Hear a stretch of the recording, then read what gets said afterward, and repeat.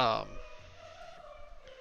so, last week, session 1, you guys were able to make your way to Milgard, a well-established city in the Silkmoor Kingdom, as uh, the Duchess gathered many different adventurers together to try and take care of this werewolf problem that had been arising ever since the blood.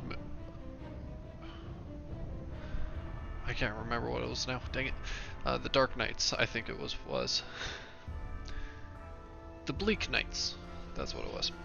Uh, since the Bleak Knights, werewolves had been roaming, uh, snatching up children and killing innocents. As the night approached, uh, armaments were provided that were silvered, and a few potions were handed out. As the group prepared, the fog rolled out of the forest towards the ocean, and the howling of wolves began. The party found that a golden-eyed werewolf approached and beckoned them forward to combat, luring them further away from the wall, eventually fighting for a little bit to let wolves approach and take on the fight, as this individual continued to try and lure you further away. You found yourselves walking into a camp of individuals who seemed to be rather joyous and brightly colored, a group of travelers called the Vistani, a group that is familiar to one of the party members, Valis, as he had grown up in those kind of traditions. As the group was welcomed and treated to a meal and to stories, they were then summoned into the tent of the Madam Eva, where she let each person know that she recognized who they were. And as they proceeded to let them know that they knew of you, they then gave you a little fortune telling of what was to come here in the lands of Barovia. With that, they revealed the paladin, letting you know of the history or the knowledge of an ancient one that would help better understand your enemy. The priest, telling of a powerful force that is for good and protection, that was once a holy symbol of great hope.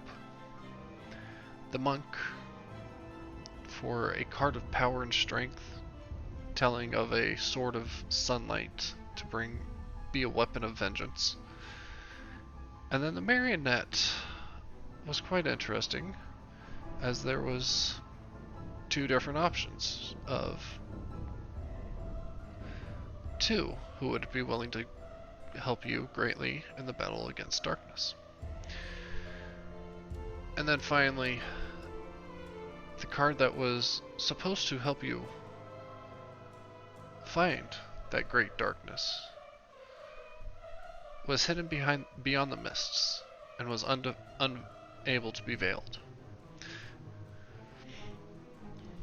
With some other questions, the party found themselves being directed to go out on their own and find what they need.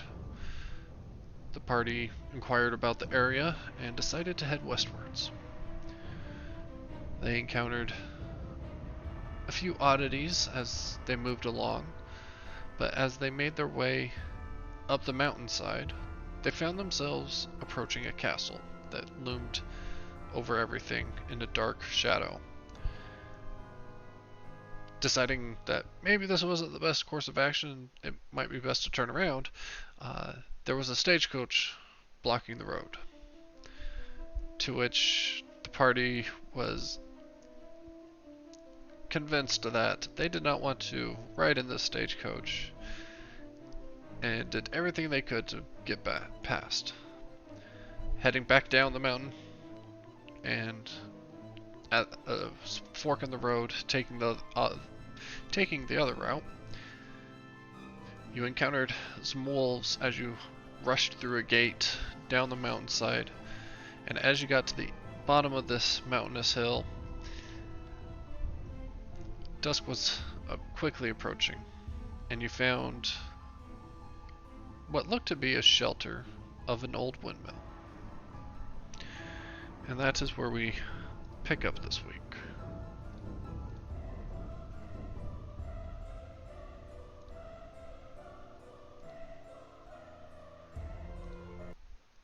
And so, as you look upon this old looking windmill, it definitely has some age to it. It has been here for a number of years, and while normally you would expect with the lackluster care that it had been abandoned, you find that you see that there is light inside, as well as a steady stream of smoke coming out of a chimney.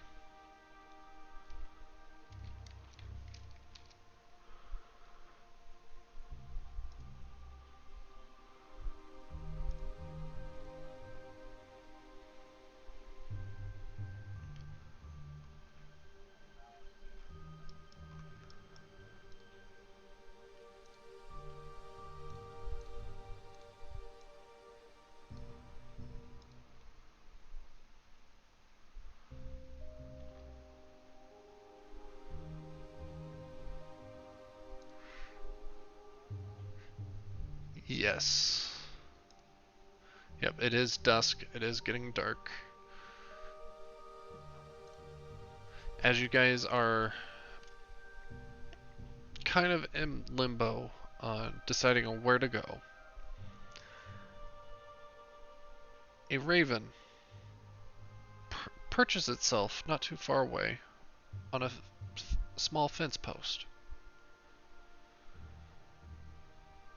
As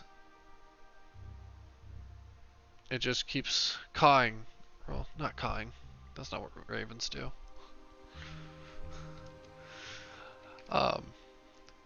But as it kind of makes a gurgling croak at you,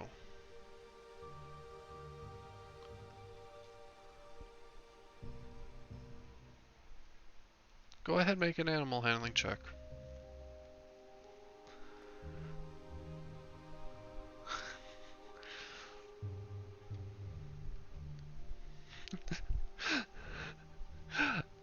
As you approach,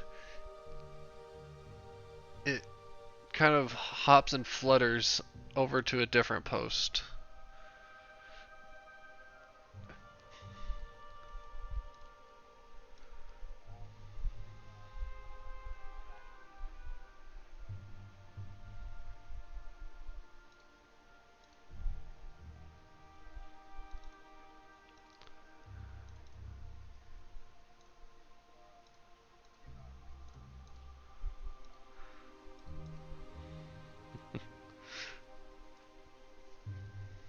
Sounds fair.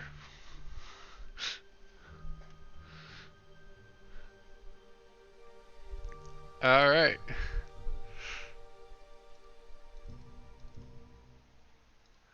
Yep.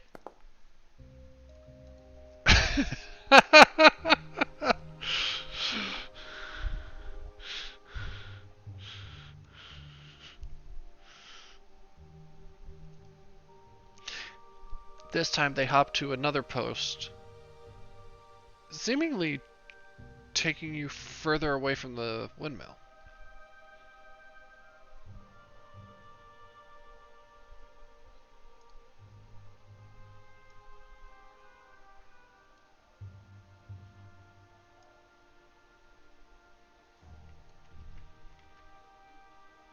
Okay.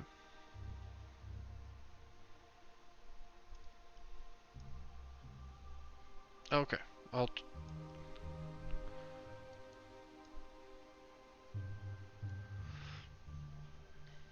Yep. All right. As you find yourselves, as you find yourself kind of following this raven, Sildurine, it eventually kind of comes to the end of the few posts that it has.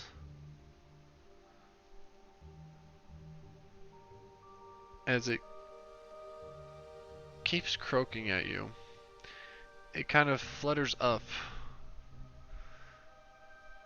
kind of circling now. But not too high, and just a little ways away,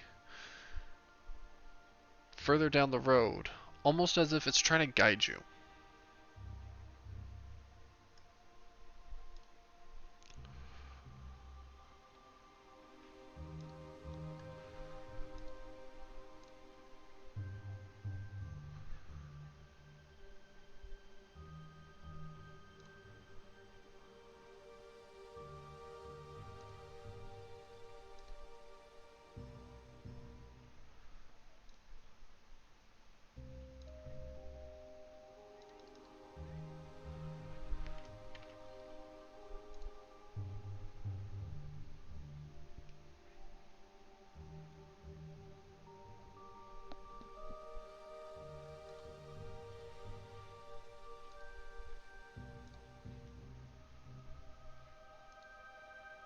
Okay.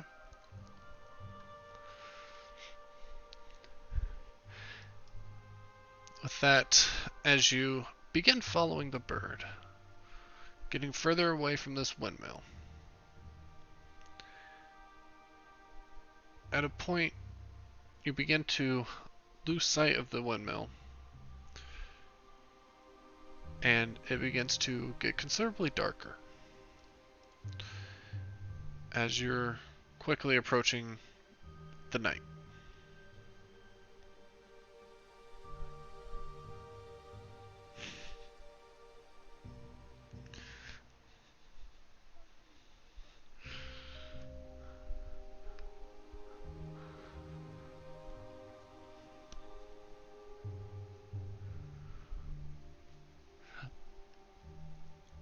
It is, but you see, it's getting harder to follow it,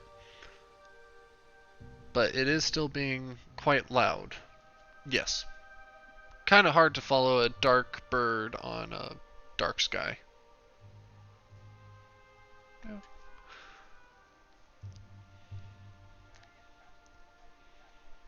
Yep.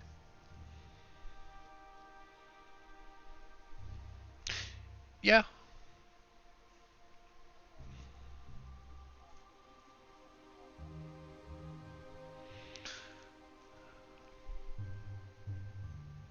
Um, what kind of ritual are you looking at?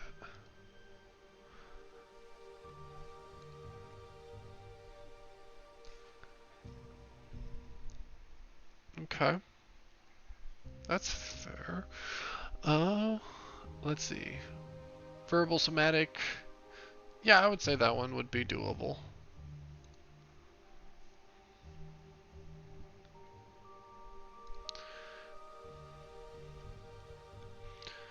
Um, as you're keeping pace, trying to follow up behind this raven,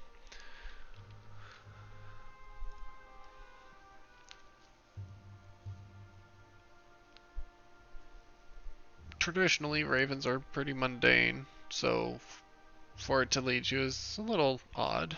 Um, you do, however, sense there is some sort of magic about it.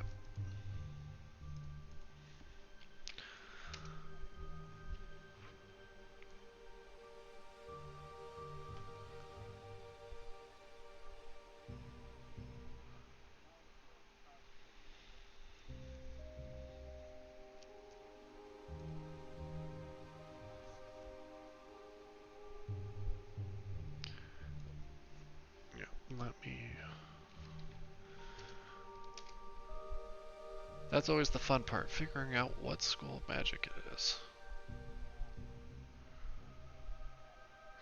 Right?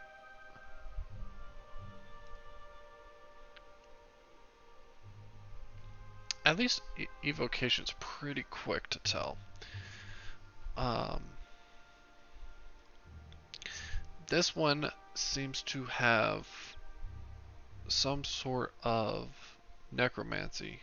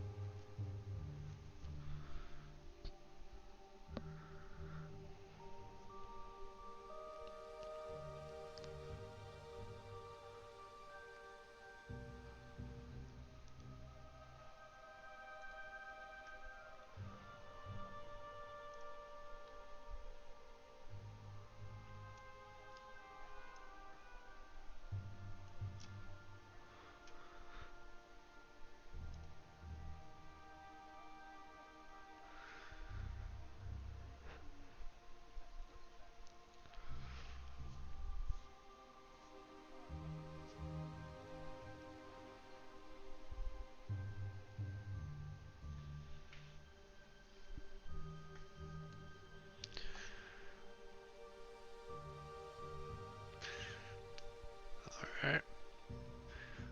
As you proceed onwards along the path, the raven does something you haven't seen it do before, where it lands on the ground and starts pecking at something.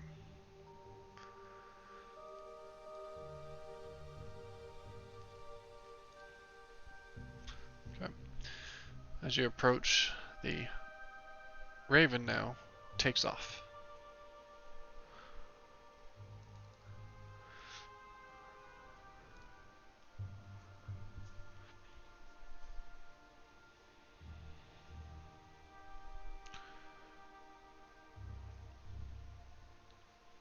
Okay.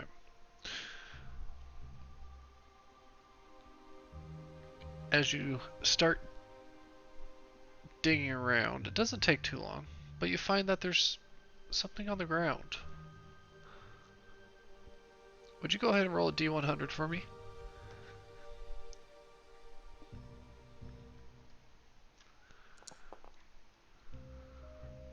Yes, we can hear you, Chiani. Oh. Well, maybe if you unmute her.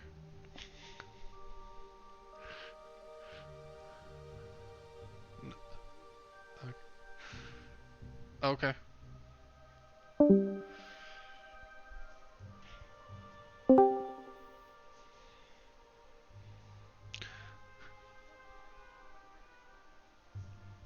Alright. That is possible. Oh.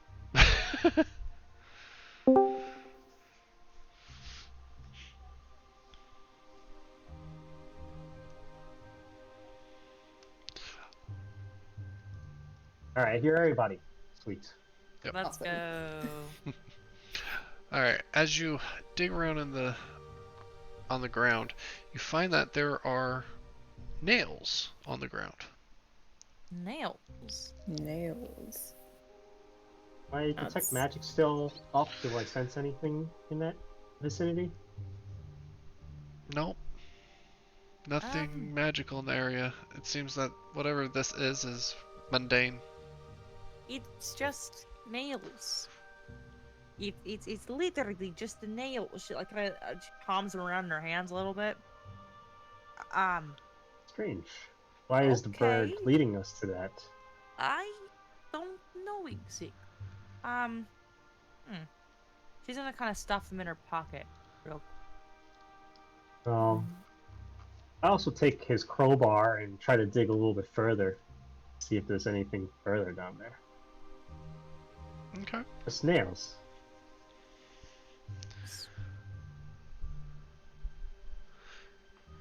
Alright, go ahead and let's go with an athletics check. Yeah, just a straight athletics. As you start digging down into this dirt that's not too far off the road. Alright, I'll cast guidance on myself. Okay. And then let's try it.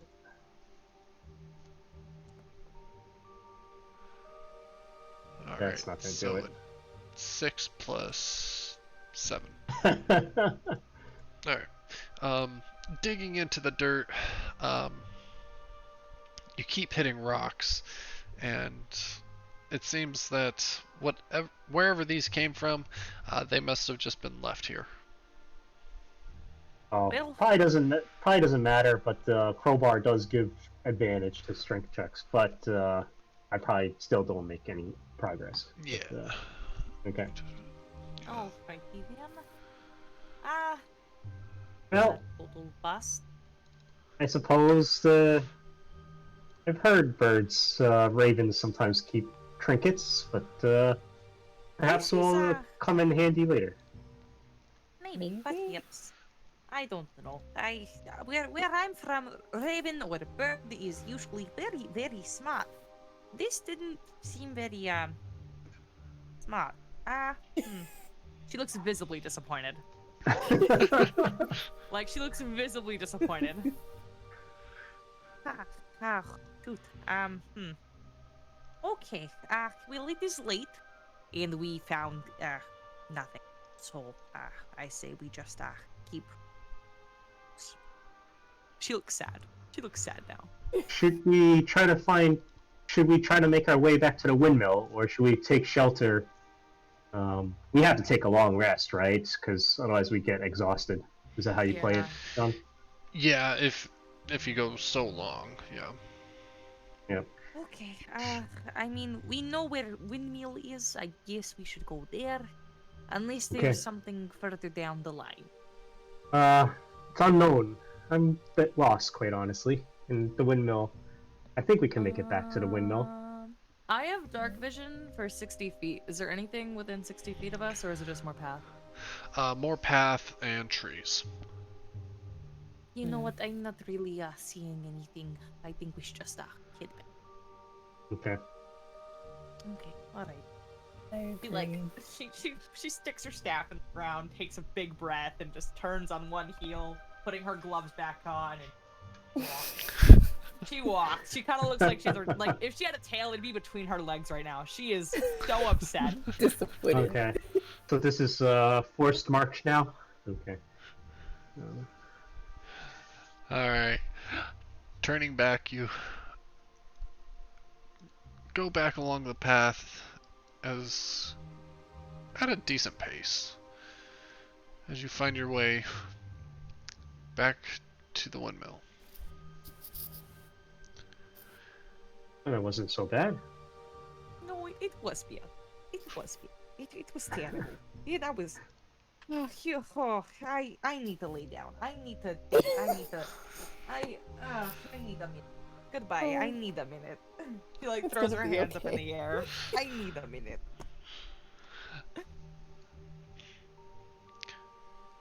Making your way towards this windmill. Downtown. Sorry. You can still see the dark silhouette of the figure of it looming up good 50-60 feet up. The blades going another 10 feet higher. As you look upon this windmill, it still looks to be busy inside. Alright, then. Let's just go in. No, I think so. I've lost enough. I don't need. Let's. I agree. We got nowhere else to go. She just walks right in. She just walks right in. Alright. Mira's just gonna shrug and follow them both. She's just sad. She's having a day, you know.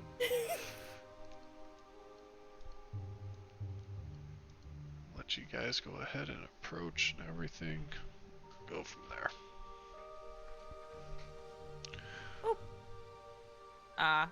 Can we just open the door? Yeah. Should we Is it just? locked? Should we not knock? Sec. No, Oh, we're walking okay. in. She like Okay. kind of like announces herself. Hello, I am Silder-in-law. I'm coming in. As you call out, as you step inside, you hear a voice coming from upstairs. What? Who are you? Just a second, I'll be down. Silder-in-law. Silderin. Silderin. I am Silder-in-law. I'm coming in. Hello. I have 2 friends with me, Mira and Velis. Very lovely people, I swear. Hello, no, please wait outside. This is not your house.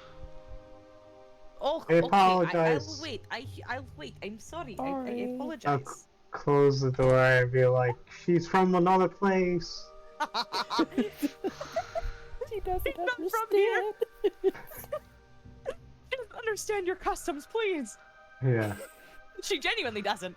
This is normal. This is normal for her to just announce yourself and walk right in.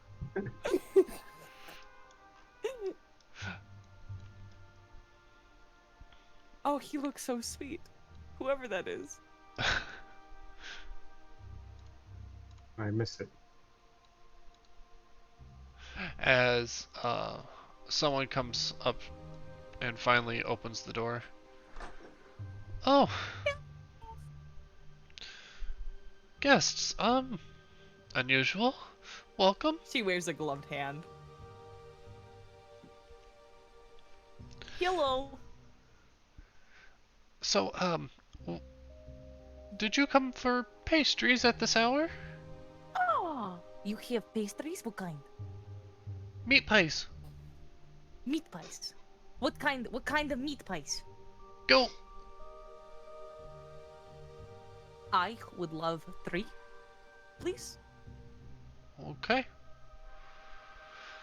Also, sorry, that's very off topic. We're actually, looking for a place to stay, shall you say? You know, we've had quite a day. Just for the night, obviously. Very sorry to, intrude, but I'm Silderin. This is Velis, and this is Mira.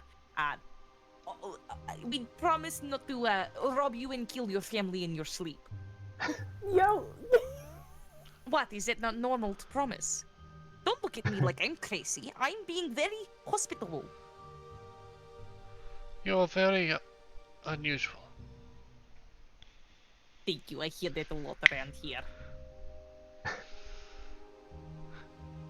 Okay. Anyhow, it's a gold a meat pie. A golden meat pie, I can afford. Excellent. However, we do not have accommodations for individuals to stay within our windmill, but you are welcome to camp nearby. There are plenty of trees. You see, you see, that might not work. I think, do you have like any sort of space we could like nestle into? I'll take a corner. I will sleep in corner. I don't even need to sleep. I will meditate in corner. You see, I very, very accommodable. Well, you see, our windmill is round, so it has no corners. Well, I see.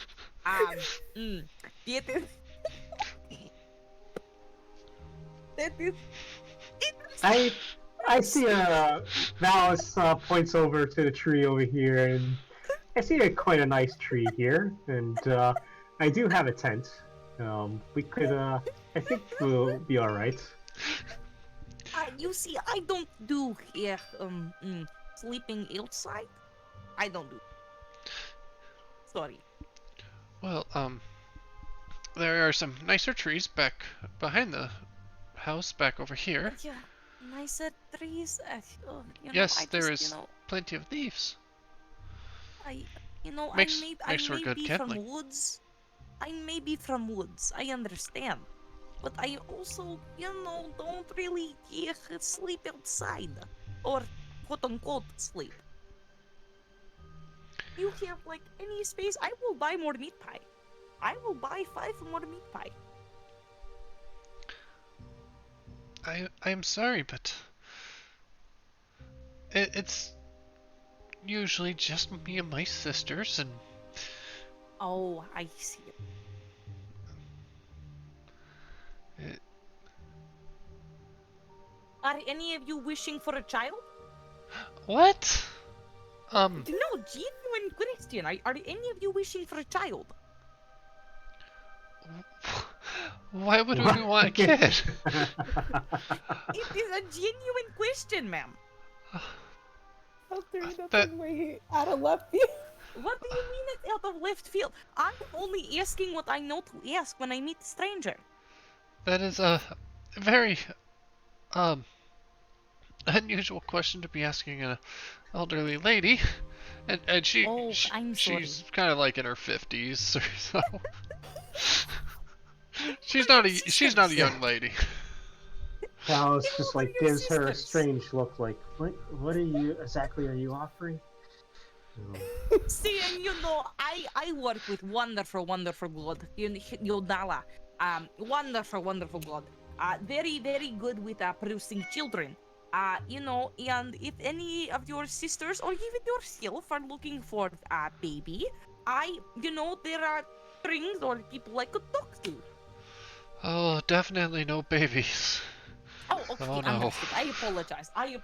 She like waves a hand and like nods her head very respectfully. She's trying her best. It's obvious she's not trying to be rude. It's obvious that she's like trying to amazing. communicate. That's great. She kind of gestures towards the rest of the first floor of this windmill that you can see, and there's like no hand railing for the stairs, and there's just a the stove, which is pretty open. Mm-hmm. This is no place for a child. Oh, I see. I apologize. This is very normal raising conditions where I am from. But I apologize. I apologize sincerely. I will take those 3 meat pies. Most One of definitely. them, yeah. Do you guys want any? Because 3 are for me. So if you guys want any, you gotta tell me now. Valis will buy a pie. It's a gold a pie. Yep. That's pricey. Must gotta be the best pie I've ever had. He'll buy one. Obviously, look at her. She obviously knows how to make pie. Do you not see this wonderful lady? Valis nods Jesus, and he has no mind. takes the pie. I sorry for.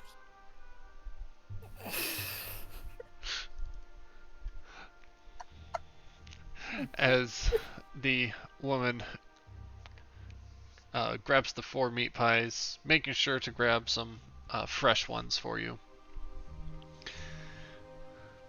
I'm sure my other sister won't mind, as she kind of hands them over. I grabbed you some of the fresher ones. Oh, thanks. I appreciate you. Oh, you are. Oh, mwah, I appreciate you. Thank you so much. Oh, you're a bit much on the social end. What does it mean? That means I you come on very strong. Oh, I apologize. I don't mean to at all. She just kind of like shakes her head. I'm sorry. I'm very, very sorry. It's okay. You're trying your best. That's all. I'm trying. She like gets this kind of look at her feet on her face. I'm trying. I am sorry. I am sorry. I will take meat pie. She like takes the 3 in her hand. I'll go find. And she kind of walks off defeated. Yeah, Valis kind of tries to lead him away. We'll see you in the morning. Have a good night. Thank you. Good night.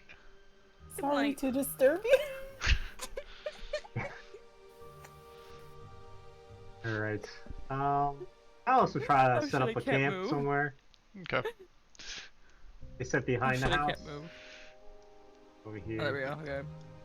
Yeah, just pretty much anywhere around the trees in that I'm area. listening. That's where is there, they is recommended that a little anyways. log? Is that a log over there? I like Yep. the log. That is I'm a gonna go to log. the log. I like the log.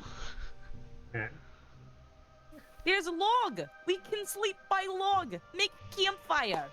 Talk and tell stories! Ah, wonderful, wonderful. Alice, we'll try to set up the tents and everything. Alright. You see Seldarine like reach into her side bag and pull out like a really large, looks like a sheet almost, and lays it out on the ground. Sets herself down on top of it very daintily, and starts like unpacking her stuff, almost taking off her gloves. Oh, this is wonderful, wonderful. Ugh, my goodness. You know, today drained me completely. This is wonderful. Good way to end day.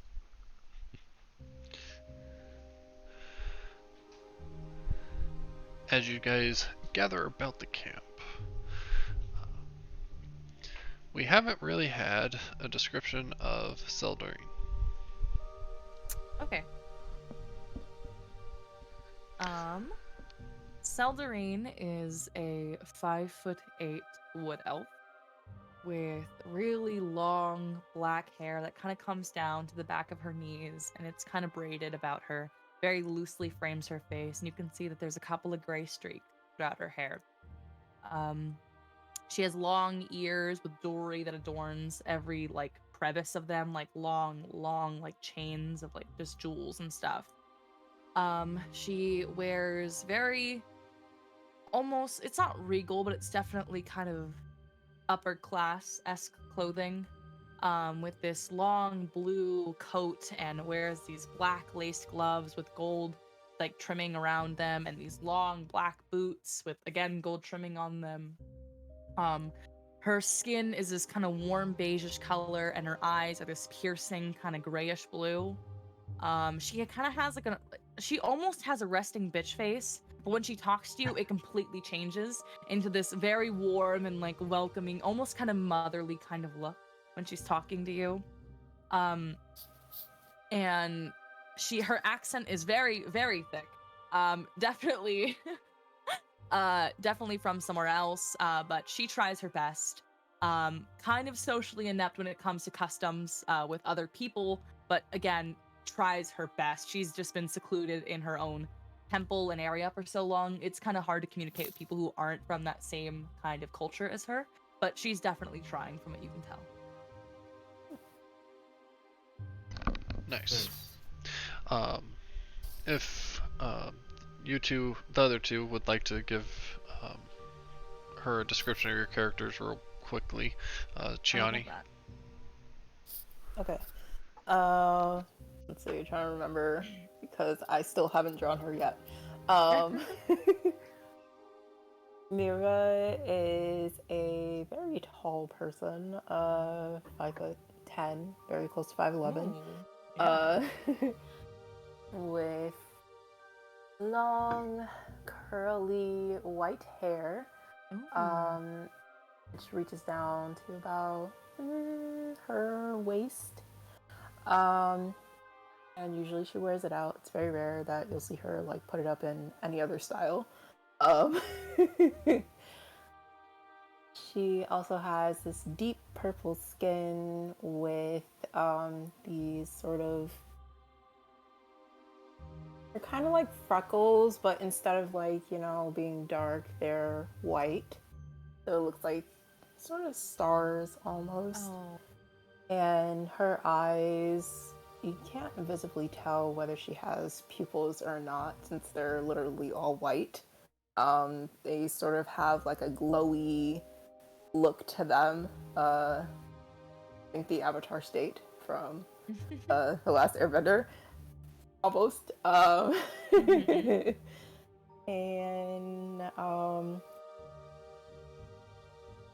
she has pretty simple clothing on. A dark black cloak, and, you know, a fancy white blouse. Okay, this is kind of like a slight update that I was thinking about from what I described last time, but it's like a dark corset type of thing she has going on around her midriff to, kind of, look a little stylish. And then, these nice looking pants and some boots to go along with it. And of course, she has something that holds her sword, and there are these cuffs along her wrist, and one of them has her dagger hidden in it, just in case she can't use her sword for whatever reason. But, yeah, that's Mira. Alright. Val is, he stands about 5.5 feet tall, and he's of slim build. The strangest thing you probably notice about him is that he wears a silvery mask. He's draped in a cloak of white cloth, maybe somewhat priestly, and you can see some metal glinting underneath his cloak. The cloak actually itself is tattered and threadbare. It looks like he's been wearing it for a long time, and only that cloak. He doesn't seem to bear any weapons, but he does have an old worn shield. And you guys have been with him for some time, so you would have seen the inside of the shield, not the outside. But you see that it bears a strange symbol, which is an upside-down triangle that contains a spiral. And that's Valis. Interesting. I don't know how to describe the staff. It's like this long. It's a long wooden staff with like a black hilt on it, and it has like golden ribboning almost around it, and it has kind of like almost like a claw, almost esque thing that holds a white crystal in the very middle. I just forgot to mention that. That's what it is. Very cool. Alright.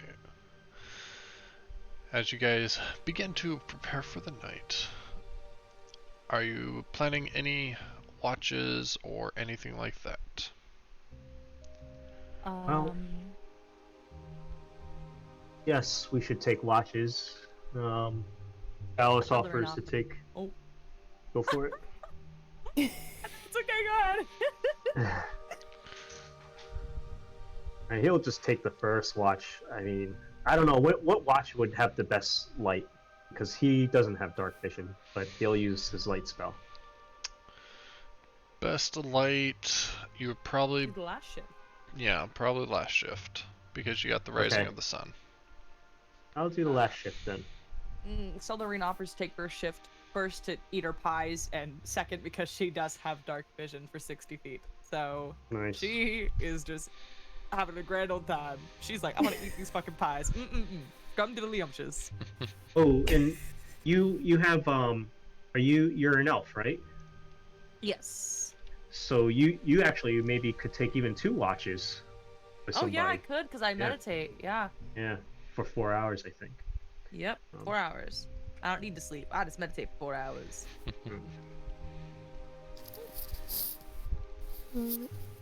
And since Seldarine has first watch, Mira will probably take second watch, because she also has dark vision.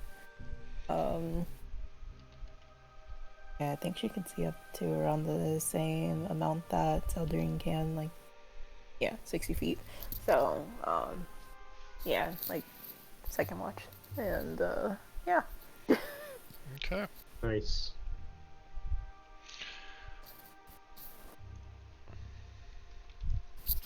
Alright, let's see here.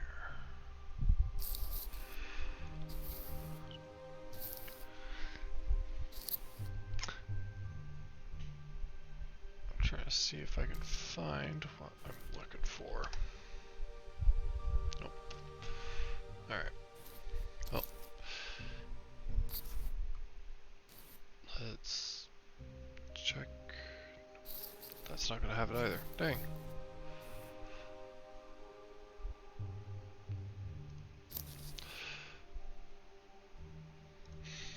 As you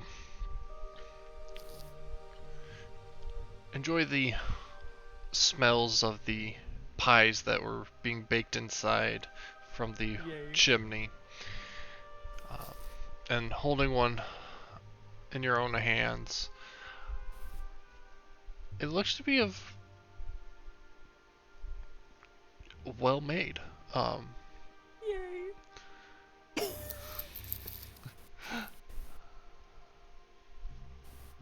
She looks so happy. She looks so happy. Does it taste good? Biting into it, it is very juicy, flavorful. Oh! The meat is quite tender.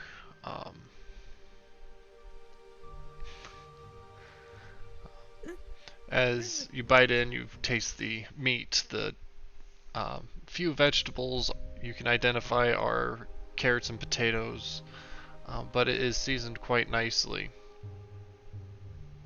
Felderine just has this look of pure ecstasy on her face, and she looks like she might cry. She looks like she might start crying. She is like gripping her knee and just like, oh my goodness. Oh my Felderine, are you good? It's yummy. It's delicious. Have you never had a meat pie before? No, I had many. I had many where I'm from, but it's delicious. Oh, they remind me of home. My grandmama. They're delicious. Oh my god. She can't even finish a sentence. She is so happy. She's just shoveling this shit in her mouth. It, like, for someone who's as prim and proper as she usually is, she is shoveling it into her mouth.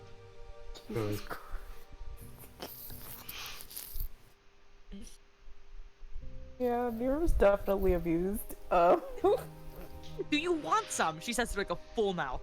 You can have some. I have 2 more. You can have some. Oh, you should not miss out. It is delicious.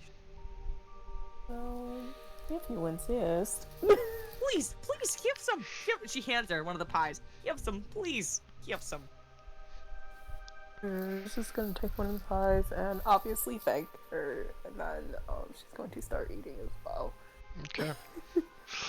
With the girls in the group eating their pies, Valis, do you join them? I thought I was sleeping already. You're sleeping already? Alright. I'll eat my pie before it gets too cold, and then Okay. I'll be munching on mine. Alright. Then I'll go sleep. The girl's having a picnic. Yep. As you two are having your picnic, Valis is fast asleep, enjoying their rest.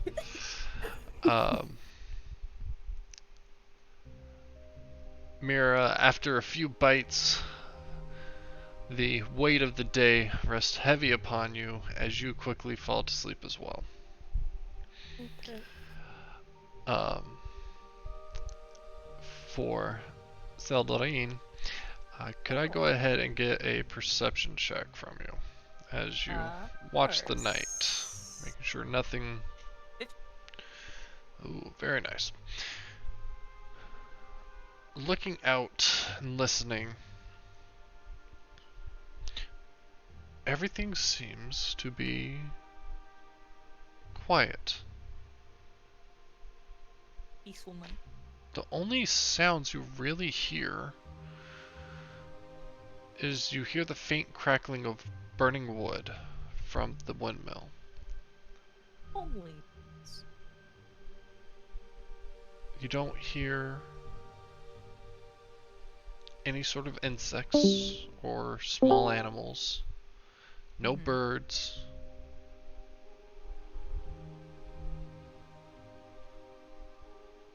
Nice. But she's just gonna chill there and eat her second pie. She's just gonna sitting there like doing kind of like a little happy dance. Just kind of. She's so happy. She's so happy. All right. As for the other two of you, you are having some of the most wonderful dreams. Valis, as you lie there sleeping, you're remembering times at home with your parents, with your friends, running about, having fun, feeling that warm sun press upon you. Mira, Mm-hmm. you're remembering similar times where um, you were outside and basking in the warm sun, um, exploring, learning, and just learning, playing away on your lute.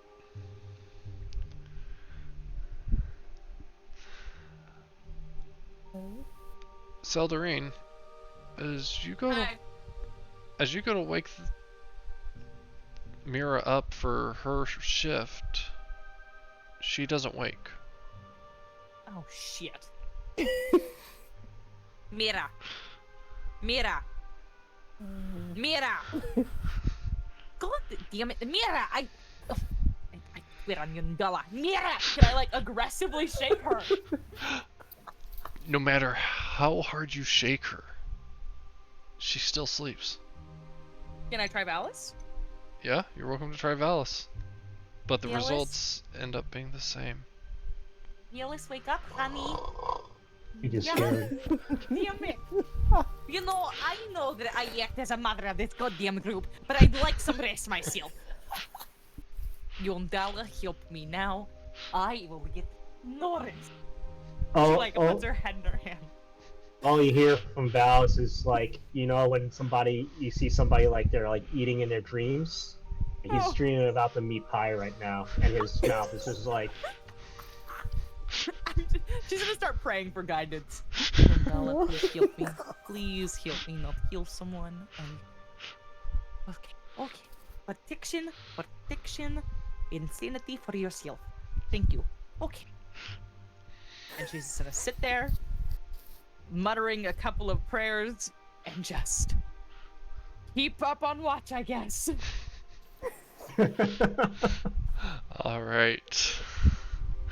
As you find yourself the only one in the group who is apparently capable of being awake at night.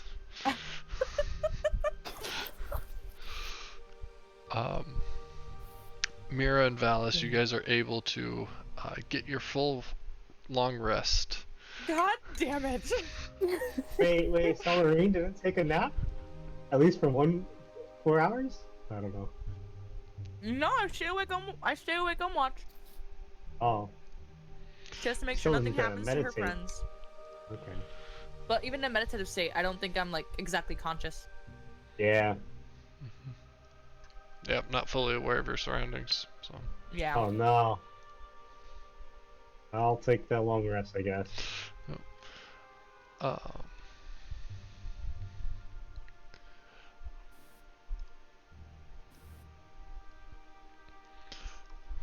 She's gonna act like nothing happened the next day. She's gonna be just the sweetest person ever. With bags.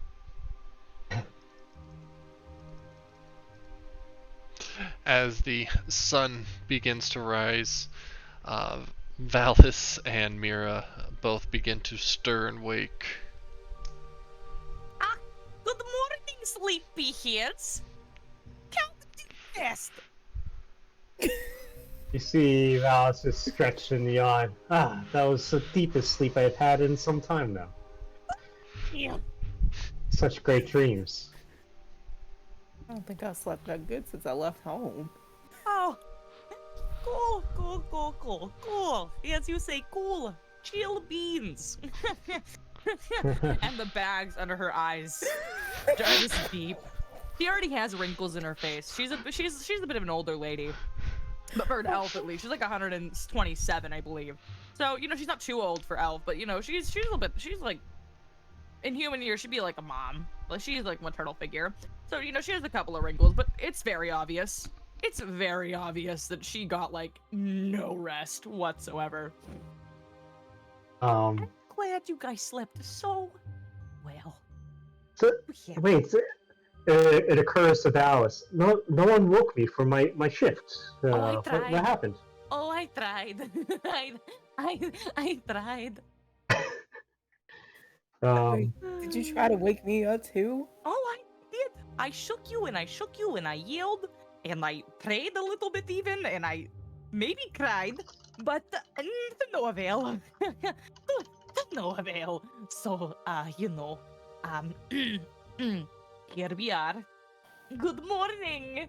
Would you guys like some breakfast, maybe? I don't know.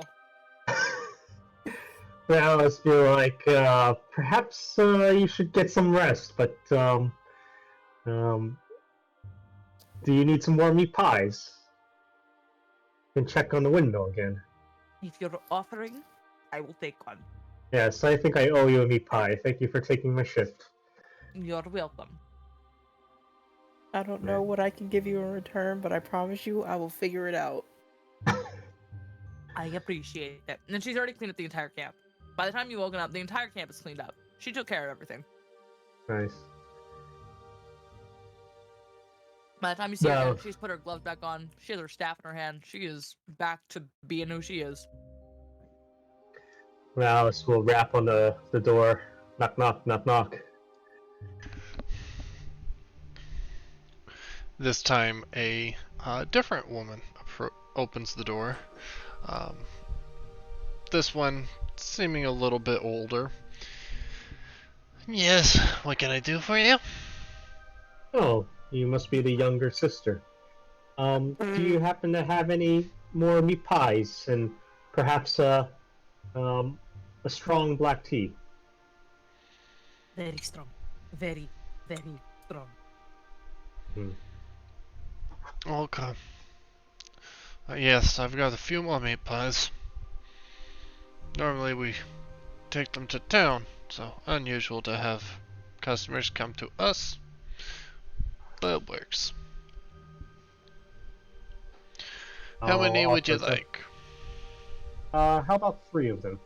Oh, 3. Very well. Alright. I shall gather those up for you. How much do they cost again? A gold apiece. Oh, I was just seeing if I could get a cheaper price, but yeah. Oh, 3 gold, a gold a piece? That's crazy for what kind of cost of living in Barovia. Shut up, Valis. She doesn't normally snap, but she's like, just shut up. Buy the pie. Okay. Alice buys it. your friend Taylor seems to rather enjoy them. Very good pie. I have not had anything good since I left my forest. Remind me of home. Very good food. Interesting to hear. Glad you enjoyed it, though.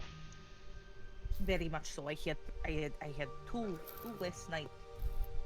Oh, wonderful, wonderful. Very interesting. What do you mean very interesting? It just looks like you're so tired and your companions seem so well rested. Yes, we had a problem last night, but it'll be okay. You have tea, by any chance, maybe? Please. Yes, I can put something together real quick. Oh, I appreciate you. Oh, how much do I owe you anything? Please, let me... Oh, goodness. Do you want She looks on her hand. She pulls off one of the rings on her index finger. Do you want the ring? Well, well, I don't see why not. Precious ring. Here you go. And she just hands it over, very delicately. Oh, hold on. But before she hands it over, she places a kiss on top of it and says, "Yondala biwi." Very nice. Would you like that tea hot? Please, if you wouldn't mind. Okay. As she goes and scoops up some water out of a barrel before taking it over to the stove. And it doesn't look like it's too much water, but it looks like it'll be plenty. A few minutes pass by and she gets back to you guys with a small cup of tea. Well, this is what I've got. It's not too much, but 2 seconds, it's gone. yes, Oh. you did need that.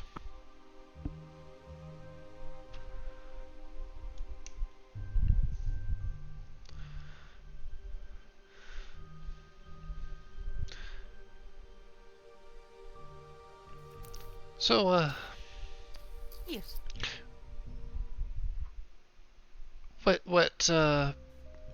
is your plan for today? Are you staying around or? Oh, he's alive. Okay. He's alive. It disconnected. Sorry. All right. So what was the last thing you guys heard? Or maybe my internet's just gonna. Don't even worry. All right. So what was the last thing you guys heard? What are you? And then beep. Ah. Yeah. So what are you planning for today? Are you staying around here or moving on to another town? Oh, We're losing them, boys. Uh-oh. Oh no. Oh, there you go. Now I heard uh-oh. Okay. She's asking, what's your guys' plans for today? Are you staying around the windmill? Are you heading over to another village? Oh, Oh, Valis hi. will ask, oh, go ahead, Mira. Is that Mira? No, go ahead. Say what you're gonna say. Valis will ask about, the black, what was it, a castle, to the east. And he'll ask, he'll mention how he saw a carriage. Do you know who that was? That would be Castle Ravenloft, and this carriage would belong to Lord Strahd. Oh, okay. He seemed to live in peace, not too far away from his estate. Could you tell us more about this Lord Strahd? He seems to be rather secluded, which for my sisters and myself is pretty nice as we get to travel and sell our pies. We don't generally have visitors, but we I sometimes. come every day if it's like a pie. But Oh, that would be a surprise indeed. But yes, you may find that many of our pies are sold throughout Barovia. There's the village of Barovia. There's the town of Valaki, as well as Kresk. Though, think I admittedly, we don't make it out to Kresk too often. understand. Though usually it's our eldest sister, Morgantha, that does the traveling. Oh, She says it's good for her joints. I see. How wonderful. I love it when older people get out. How old is she? Oh, I think this would be her 90th cycle. Sometimes Oh. hard to tell. Really? Oh, wonderful. That's wonderful. Oh, warms my heart a little bit. Well, sometimes it doesn't warm our bellies when she comes back short on change. Ah, I see. Are you struggling out here? Well, not as much as others, but on occasion we do. I don't mean to pry, as you say, but you do charge 1 gold piece pie. To others that might be expensive. Why do you struggle so? Usually it's getting the goats. Ah, oh, You see, we don't really have a goat farm. And so we have to go searching for them. how come you don't have goat farm? Well, it's the sustainability that would be the issue. What about imported goat? Can that not be arranged? Yeah, that is a possibility. We've discussed this with Lord Strahd, and he has been fairly receptive to our request. Has he tried the pie? I swear, if he tries the pie, he should say yes, or else he is crazy. Crazy, crazy indeed.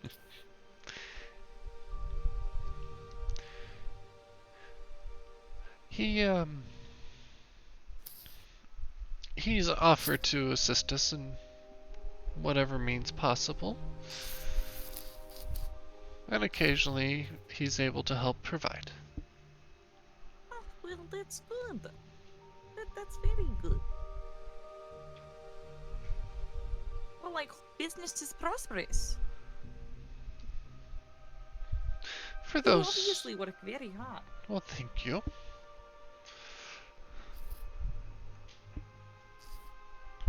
But speaking of such, I do have to get back to work. Oh, It does take a yeah. bit of work to grind the flour.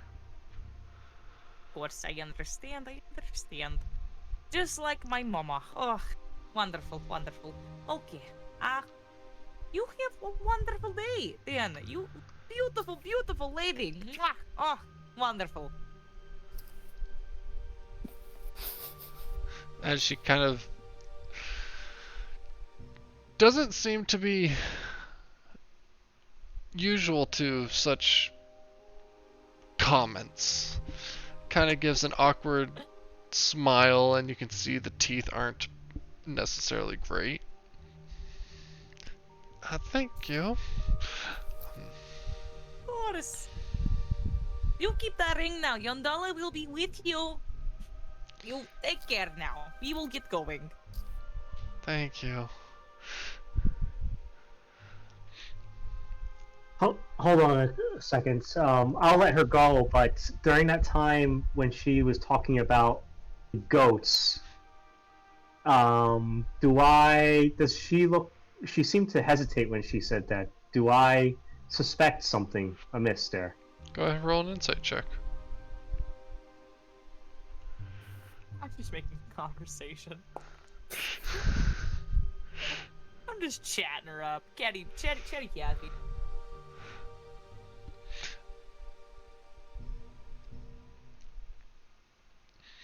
As you're listening into the conversation, it definitely seems like some things she's pulling back from memory. Huh. Did it taste like goat meat? But it was so Goat good. meat has a very, very distinct flavor. It was so good. Don't lie to me now, please. This is all going on in Valis's mind, though. You don't know. It was definitely soft and tender, kind of like it'd been cooked for a very long time, but No. it definitely did not taste No. the same as what you would expect from goat. It didn't It have that tastes- gaminess. It didn't have the It tastes. Go ahead. yeah. It just didn't quite fit right. Oh my god. Did it taste more like pork?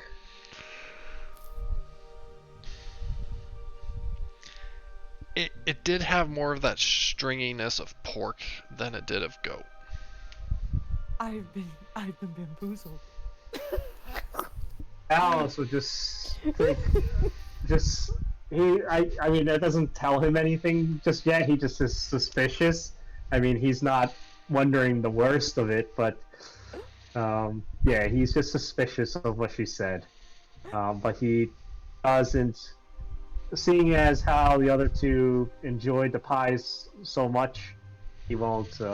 Don't break my heart. Yeah, he won't. He'll just keep that to himself for now. Okay. But then you kind of see him like, I don't know, what would he suspect? I don't know. I'm just like wondering if he would just start dry heaving now or something. But, Oh no, no. He just shakes his head and moves on. Okay. He doesn't want. He almost doesn't want to know anymore himself either. Okay. Like, let's get going. Yeah, Oh, let's go. moving. Let's keep going. Let's go. Let's go. Like, Let's okay, not. What? Oh, alright. God, mood. Coach, Gillis. Attitude, please. You weren't the one who stood up all night. Watch the tone, mister. Okay. Kids these days. Oh, no. Where are we going, by the way? Towards wherever we're heading, no? Towards Which is... that way. Brain. I didn't, rest last night at all. So, where are we heading again?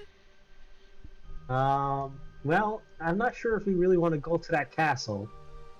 But Mira, any thoughts? Mira? Deary? Opinions? Part of me is thinking like, maybe we could try to pick up where we left off on that trail that the bird was leading us on from yesterday. That damn bird. Did that seem like it was leading to the castle, by the way, Sean? No, it was. Okay. It looked like it. What it was the road continuing onwards, as if you were going to just completely bypass this windmill. Okay. Onwards, which direction? West? East? It kind of took a northerly turn, but where you got it started to bend back towards the west. So. Okay.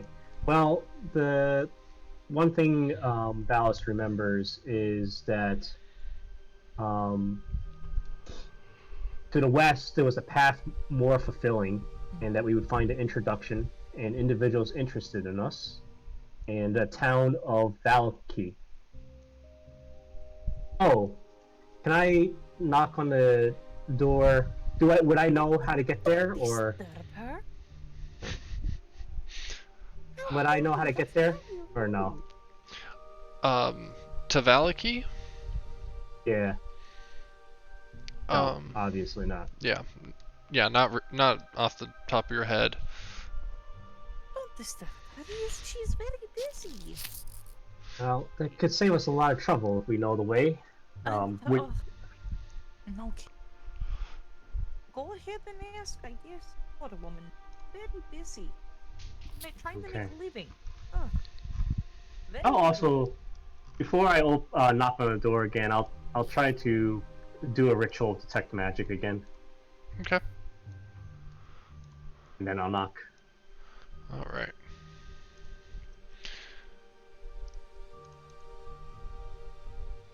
Let's see.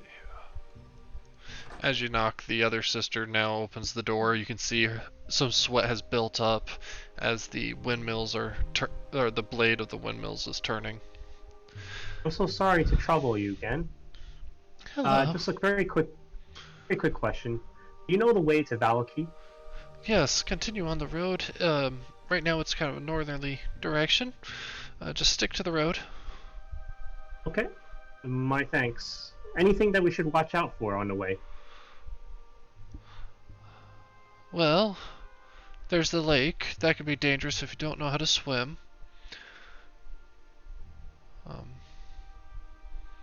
You should watch out for bird poop. It can be rather bothersome. Puddles. It's a rainy year. Okay. Do I detect any magic in here? Looking in there, you do detect a few spots with magic.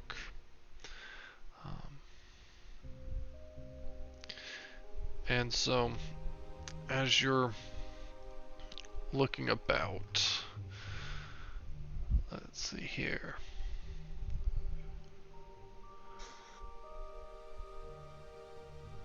Yeah, you do detect that there's magic in the area.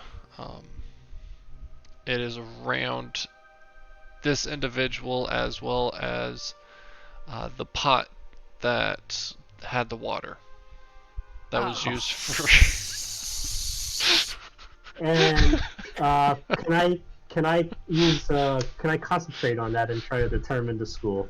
On the pot? Necroman? Yeah. Alright. I was so happy On both the woman and the pot. Okay. I'm just listening to her drone on about like puddles and the lake and everything, but this whole time Val's is just looking past her, squinting his eyes and What are you even looking at?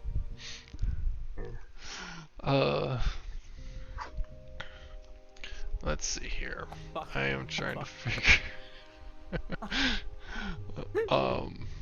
Where is that? Alright.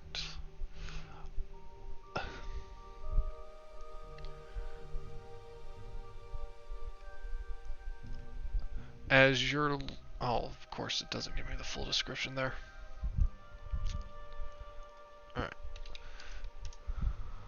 As I said, gotta love when resources don't give you the full information.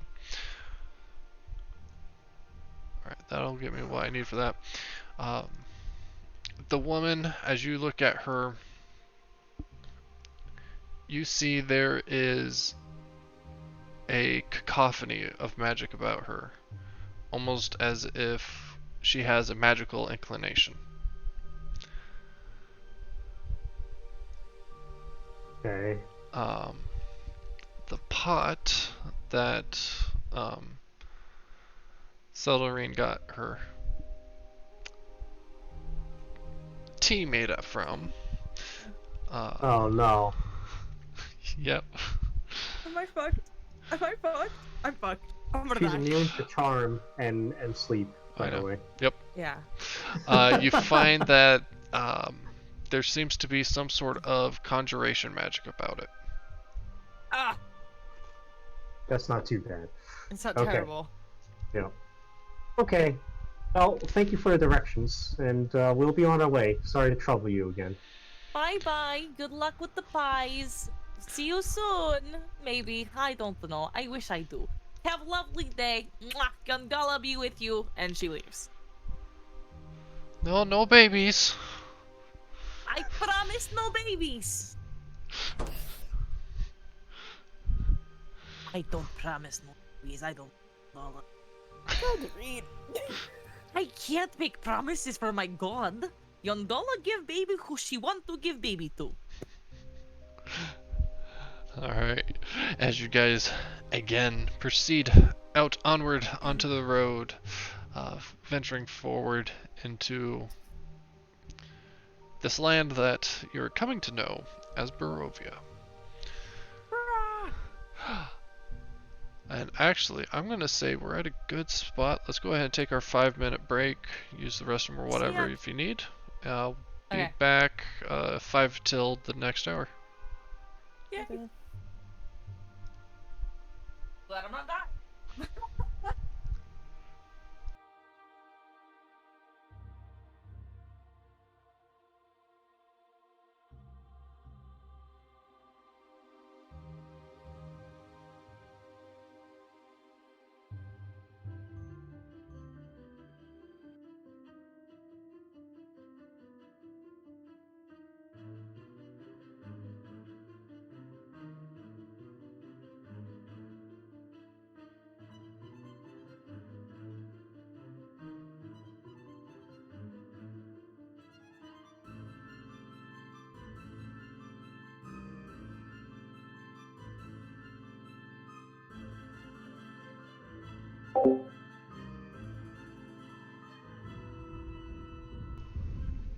For those of you watching, we are running through Curse of Strahd, module created by Wizards of the Coast.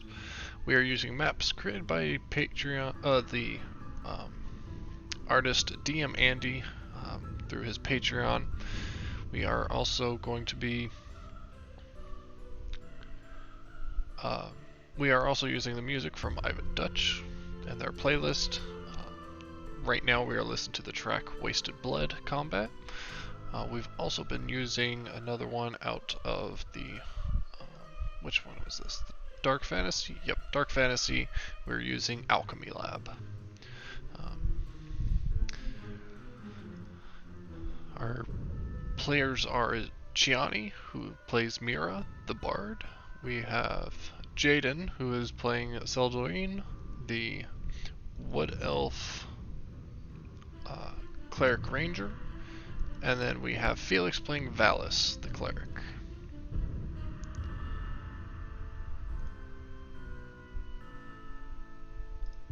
Alright. So we will be back here shortly to continue our adventure.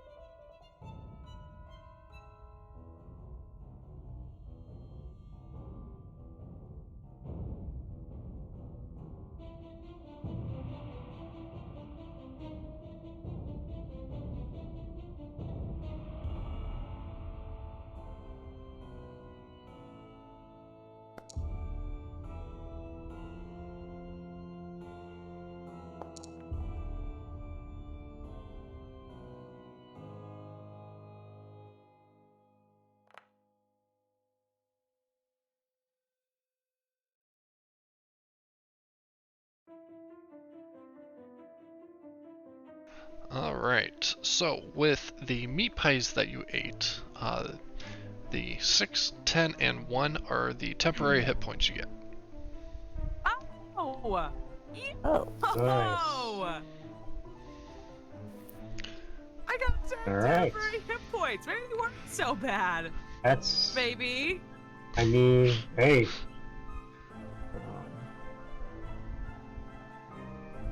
That's why they were worth a gold apiece. so we just Alice add feels- them all together. No, so you 10 each HP. individually get. Yeah. So let's see here. So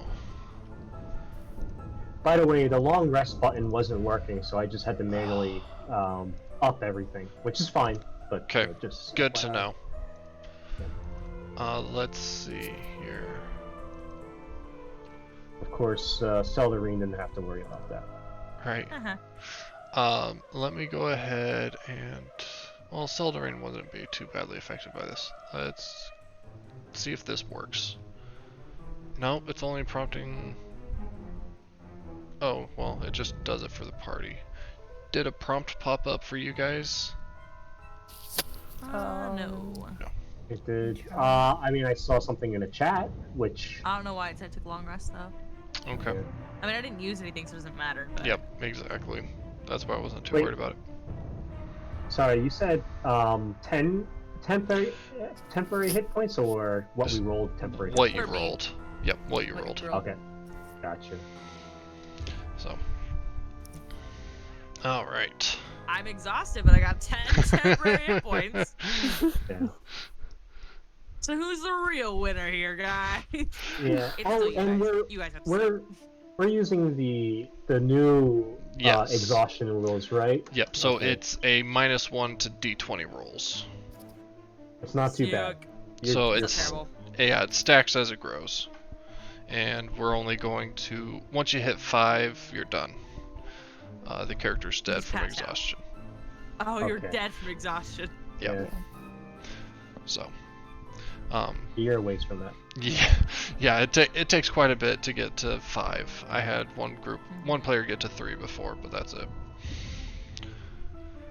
So, as you guys continue your travels onwards, finding your way through the hills and forest pathways, you find that it can be a rather dull and boring trip. Damn. Everything is gray, mucky. Not a very pleasant place. The land itself doesn't really feel healthy. It doesn't feel like a vibrant place. The gray fogginess overhead adds to that, as you don't ever get the feeling of the sun on your skin here as you're traveling along the road. Well, this sucks. While we're traveling, Dallas will kind of try to keep an eye out for any tracks or anything like that. Okay, go ahead and roll perception or survival, your choice. What about you two? What are you doing as you travel along? Seldarine keeps an eye out for any sort of herbs and or tracks as well, because ranger skills. Yep. So nature or survival for you. Okay. And for our bard Mira. Definitely gonna keep an eye on. Oh, that's wonderful. That's a little exhaustion. Yep, and then the exhaustion for a -1. So you're at. Damn. So I actually go blind for 2 seconds.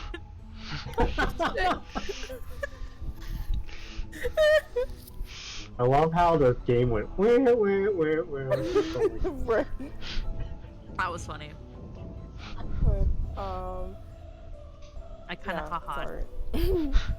Mira's going to keep an eye on her surroundings and, I guess, could I use detect magic as well? Like, just to, I don't know. Keep an eye out for anything magical. Yeah. Yeah, that's fair. Go ahead and... Alright, here I'm going to get a little tricksy with it. Go ahead and do an intelligence check, adding your perception bonus and...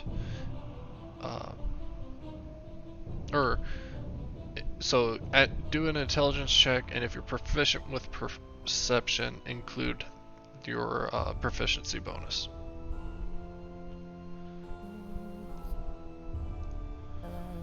Wait. So... Click on intelligence and it should roll for it, right?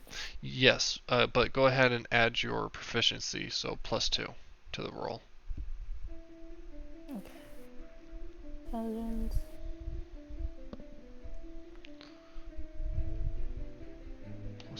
Nice. Not bad. Okay.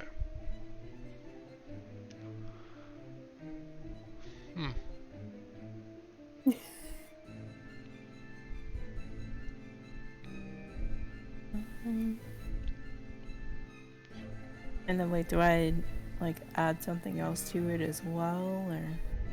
Oh yeah. I was expecting, so your intelligence is a +2, your proficiency is a +2, so I'm curious why you had a +1, but yeah, it works. Okay. So 15 is what you actually got. As you guys are traveling,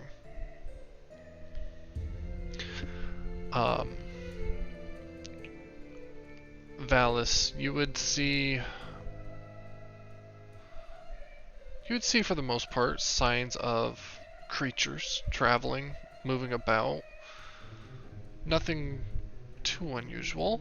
I mean, it's kind of to be expected around a forest.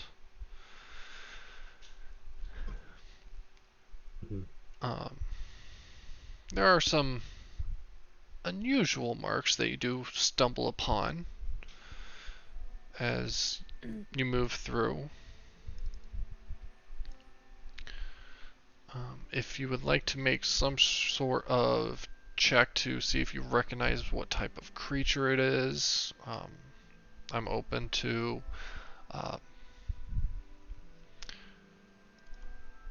I'll point it out to the ranger though. Okay. Check out those tracks. Oh, well, I didn't even see them. All right. And I'm gonna go and investigate them further. Okay.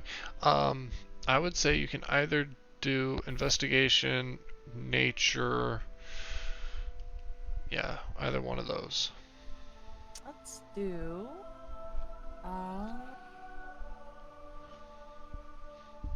Let's investigate. Well, I guess I should ask, what are you trying to determine while looking at these? Are you trying to determine what it is, where it's going?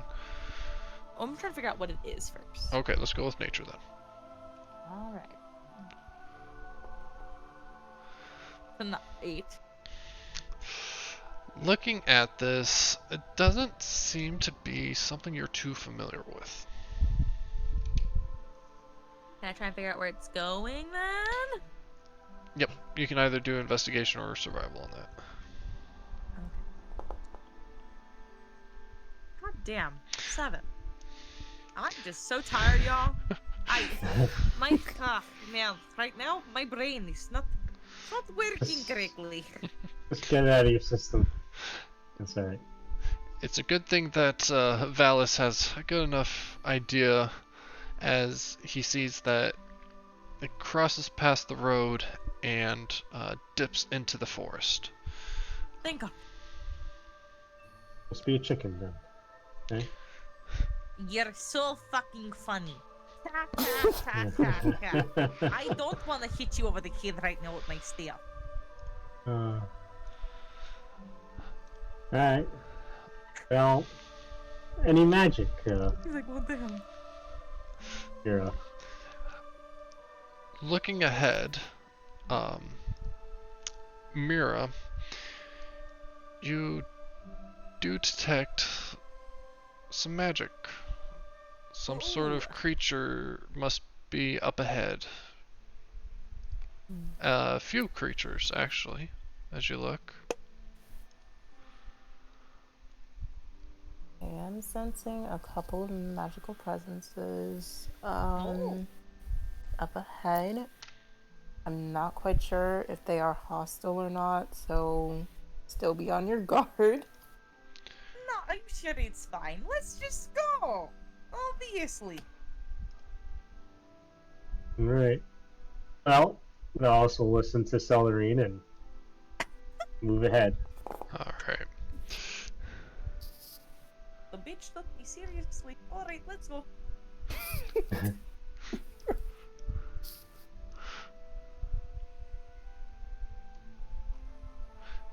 As you move forward into the forest, you find that the three things that you saw seem to be shifty. Oh, As you approach,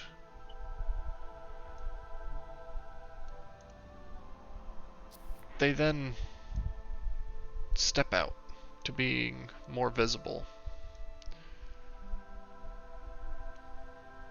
hello. I'm Silverin Low. Oh man. These are my friends. The Here I hunched am.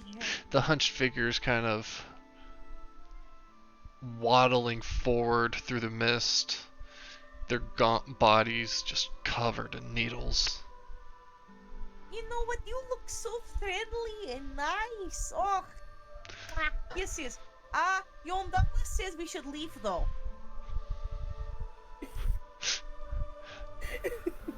Yondala said we should leave because Hilderin is too tired to deal with this bullshit. And where are we gonna go? Back where we came from, obviously. As you hear faint crackling Oh shit. coming from them, as Are you friends? as you see their hands kind of reach down, and you see that their fingers are just needle sharp. Oh shit. And with that, we will go ahead and go into initiative. Now, to God. get you guys into kind of like how you would your marching order, however that would be. If you want to move your characters within that circle to get yourselves figured out.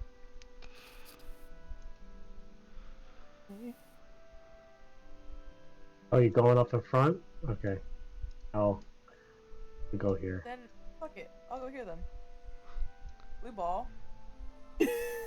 Wait, you're well armored, right? No, you're only wielding a staff. I'll stay here. I'm good. I have my staff and I have light armor. Okay.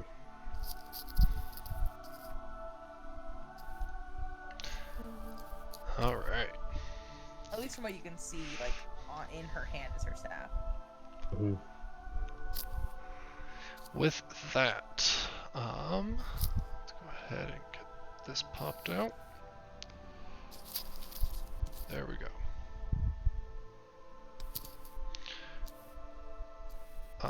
So yeah, if you guys would go ahead and roll initiative.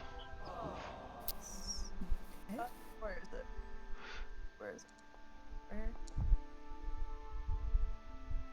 Well, you got lucky.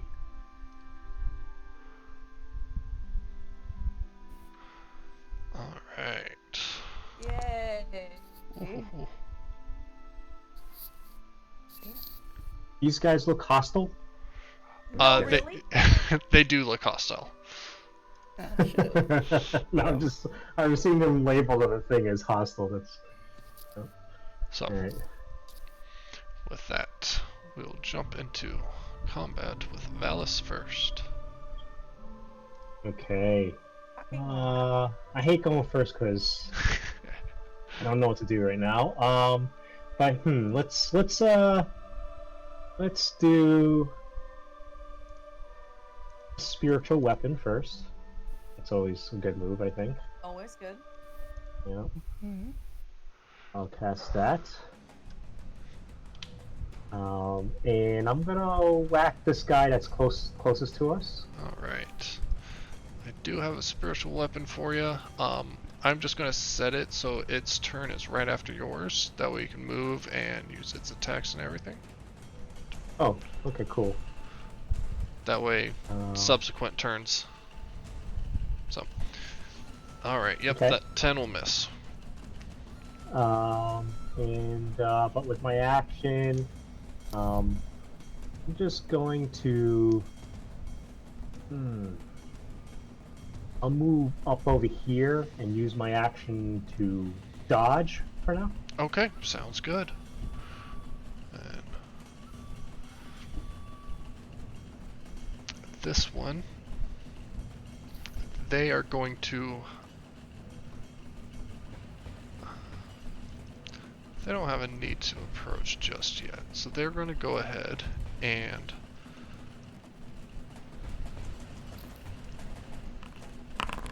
Mira, with your bright colors, for some reason they seem to have taken a disdain to that, as they are going to What? flick their wrist as needles launch out towards you. Oh, shit. Oh, But, sick. but that is going to miss, Hopefully not. and that is going to be their turn. Seldarine. Okay. I am going to, from where I am, cast Guiding Bolt, because that's what I'm good for. Do it up. She's just tired. She's just tired. You can do this. We Nice. Oh yeah. So, Oh, nice. Oh, one shot. Nice. Can we leave now? Is what she said. And we're gonna move up. Can we Yeah, leave but, now my as turn. we advance? Okay. Alright, Mira. Yeah. Okay. Let's see. I think I'm gonna cast Thunder Wave. And yeah, wait.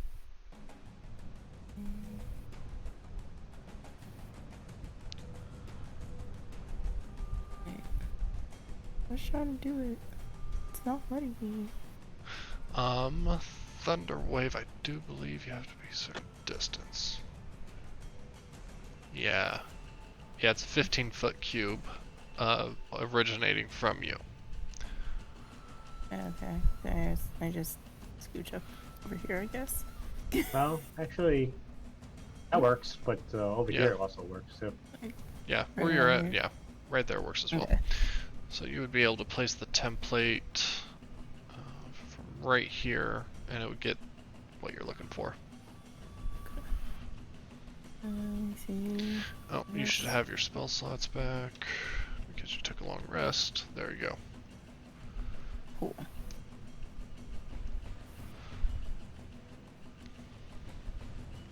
And boom. Okay.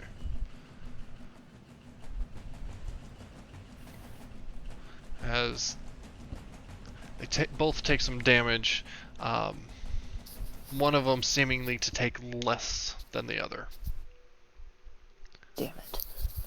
I was hoping to take them both out, but okay. But one does look badly injured. Okay, that's cool. I guess I'm gonna end my turn though, because I don't know what else to do right now. Fair. Alright. This creature that has been injured, just barely, they're going to go ahead and target one of you three. Let's see here. Mira. After that large thunder wave, they are definitely not pleased with you. As such, they're going to launch more needles in your direction. That is going to hit. As you holy cow! You fucking shit stain. Fuck you. My girl! How dare you! I'm sorry. Oh Damn. crap! My girl! My girl!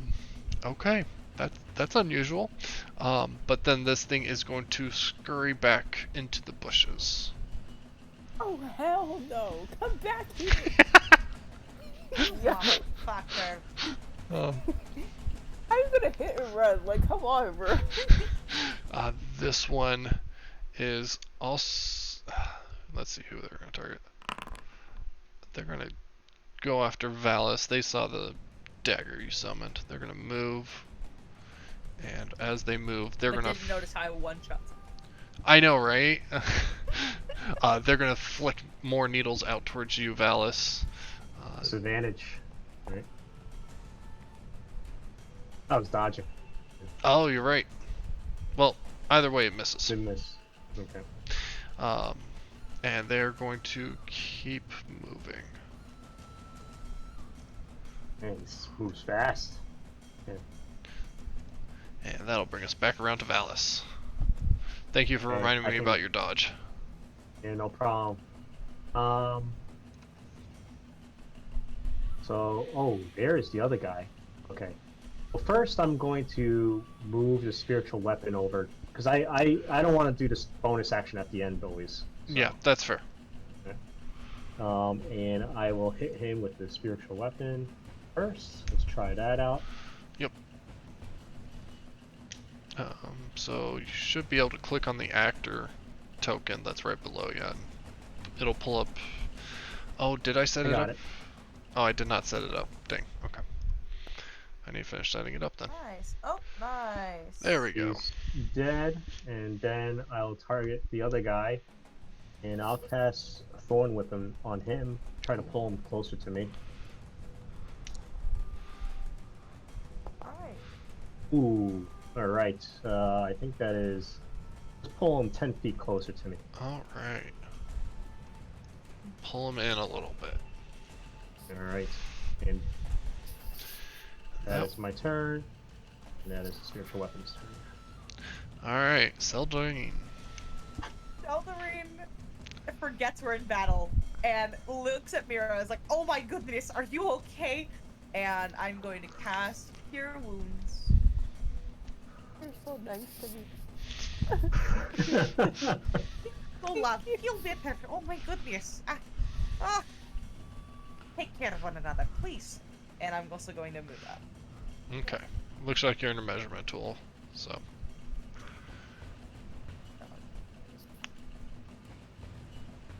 There you go. Alright, Mira.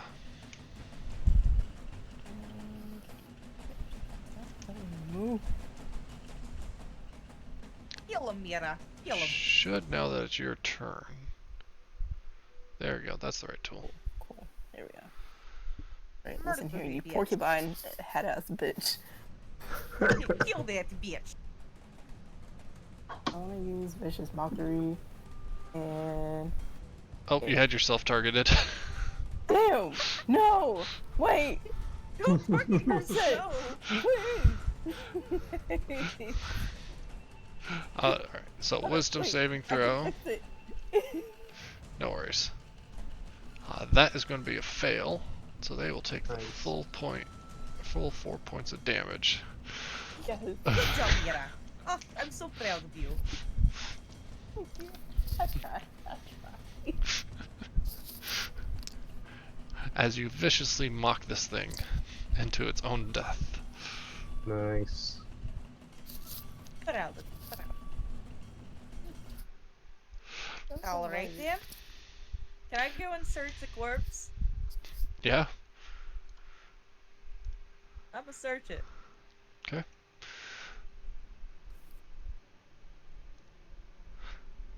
Go ahead and roll investigation. Gotcha. Where? There. And I'm still just too tired, even though I one-shot something. All right. Well, you got the good roll when it mattered the most. So. Well, looks like there's nothing. Time to go. Okay. Alright. Yep, for the most part, you find that whatever this wooden creature is, it doesn't seem that there was much to it. It seems for the most part it was just this dry, brittle thing that somehow had some semblance of life to it. Weird. What is this thing? I don't know. No. Okay. Mira, I would say you have your detect magic up still. The magic that you were detecting before has now dissipated from the bodies.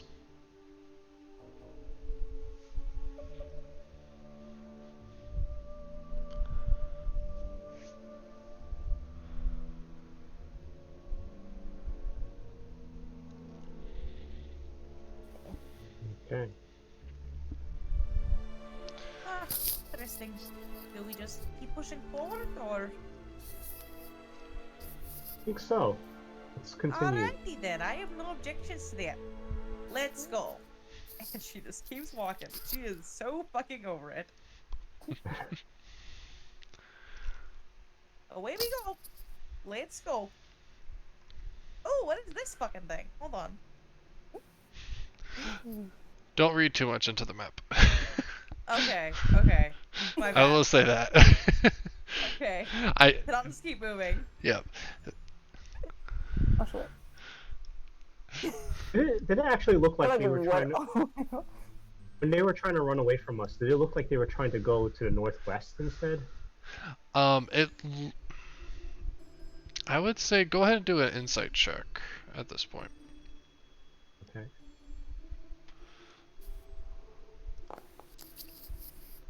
$22. While with how they attacked and how they approached things, it definitely felt like they were trying to keep their distance, but at the same time, when they did move, while it almost felt tactical with the one going back into the tree line, the other kind of ran out into the road. So it's just kind of odd. It almost doesn't seem like they really had a good strategy or tactic to whatever ambush they had upon you. And so if they were going out to a specific location, they were going about it a very roundabout way. Okay. Alright. Let's continue on the road. Is that the Keep case? pushing. Yep. Alright. Alright. You Oh, are in Mira. the I didn't mean to do that shit. Oh, like Val is just like chasing after Mira. I didn't mean to do that. Wait. Okay. You're in the trees. Get Leroy out Jenkins there, you into the crazy forest. kids. Fucking forest nymphs. Hey, forest nymphs aren't that bad. As you guys continue onwards down the road, you find yourselves sticking mostly to in between the hills that you descended from and the forest. Oh my god, wait. I forgot I'm a natural explorer in the forest. That's so great. I completely Oh yeah, forgot. Ranger. I forgot, guys. So, I'm a natural explorer in the forest. What does that do for us again? It makes travel half time or Travel's a something? lot easier. So, Okay. Not difficult terrain hindered. doesn't slow groups travel. Doesn't become lost except by magical means.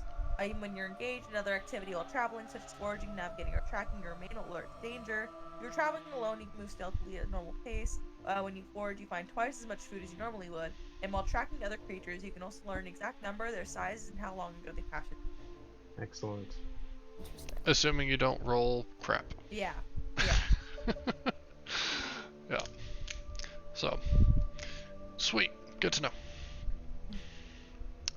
As you guys proceed onward, eventually you see trees to become a little more abundant on both sides of the road. And as it begins to weave and wind, you find yourselves heading back east and then north, east and then north, and then finally you start heading west again.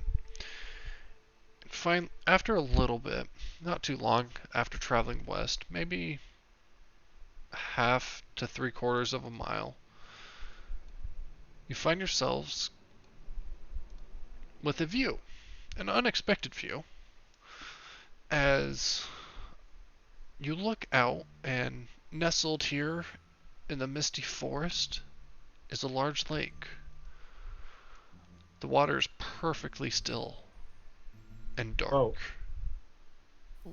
Hey, hold on. You caught out in Yeah. the middle of that. Okay. All right.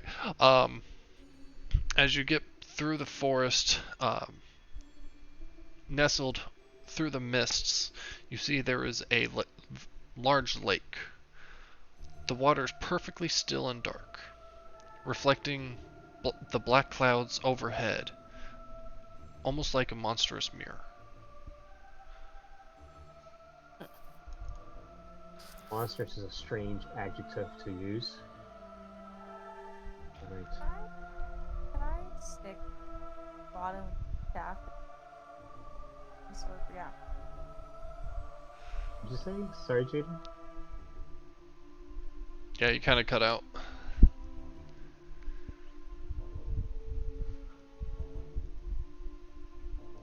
Jaden?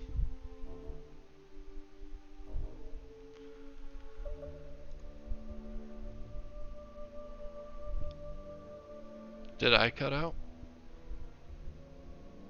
Yeah. Are we all here? Yes, we Yes. are. We Yeah. are. Yeah. Okay. Alright, so what was it you were wanting to do, Jaden? I just want to stick the bottom of my staff into the water and see if anything happens, like any raft, whatever. Except for like rippling, obviously. But, like, yeah. As you stick your staff into the water, you watch expectantly, nervously. Nothing unusual has happened. Oh, well, it looks relatively safe. Since it's a lake, it means that it's pretty clear. We can see out pretty far. Do we see any other landmarks in the horizon? Looking out, you see that there seems to be a few rivers or streams that connect into this lake on the far side. There seems to be further west along the shore,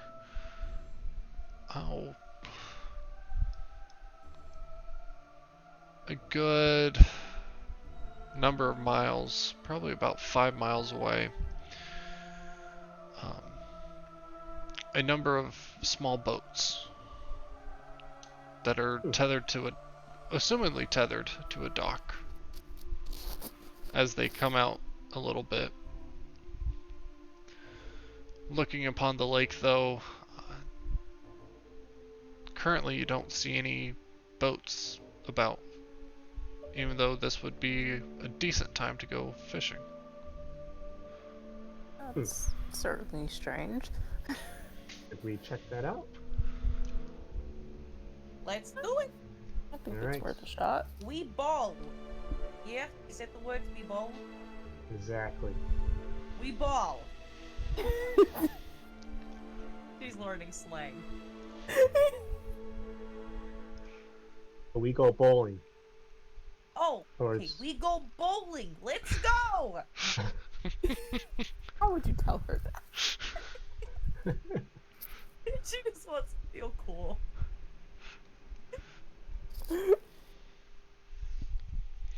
Alright, moving along the... Are you moving along the water and the forest, or are you going back on the path and continuing westwards to try and get closer to this dock?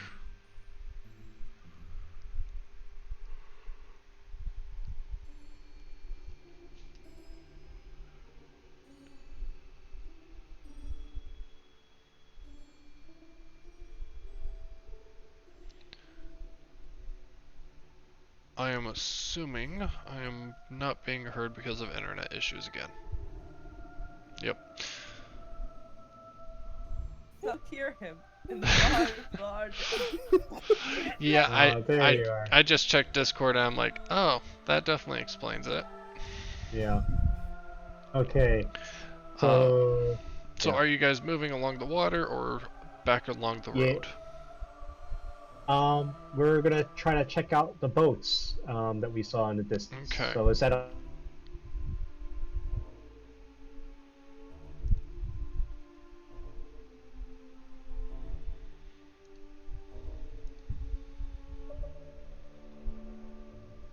Well, Sean, I see your circle going green, but Yeah, I know. oh, there we go. Alright. So, moving along the water towards the docks. Mm-hmm. It takes you a good amount of time. I've got to get the time caught up, but Forges want to be slow right now. As you... yeah, you're telling me. As you move forward along the water, something unusual that you wouldn't really expect along the water is a satchel. Sideshow. Whoops it up. As you pick it up and you feel it, it feels to be just some sort of bundle of clothing. I look at the clothes. Pulling them out. They are not very pleasant to the smell. And the attire is rather blah and drab, as the bundle of clothing looks to be made for a human-sized adult. He like drops the clothes and starts kind of gagging. Oh. What? Okay. And she uses the back of her staff to now lift them into the air and look them over, trying to see if she recognizes anything on them, like any distinctive markings that she might recognize. Looking them over, they are very basic, very bare thread, almost very minimalistic. Righty. I think just leave this here. I do not like the smell. Goodbye. And she throws it off the end of her staff and keeps walking. Not dealing with it. Valis looks down at his own attire.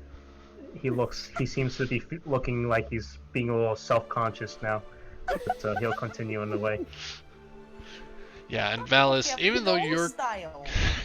even though your clothes are kind of threadbare, your clothes look like very pristine compared to these. Compared to Seldarine, all of you look poor. That's the intention. She's an adventurer with you guys right now, and she still be walking around looking rich as fuck for no reason. Good. Let's keep it that way. At least for me. Some people Alright. keep no style. Whatever. No hygiene. Disgusting. Go.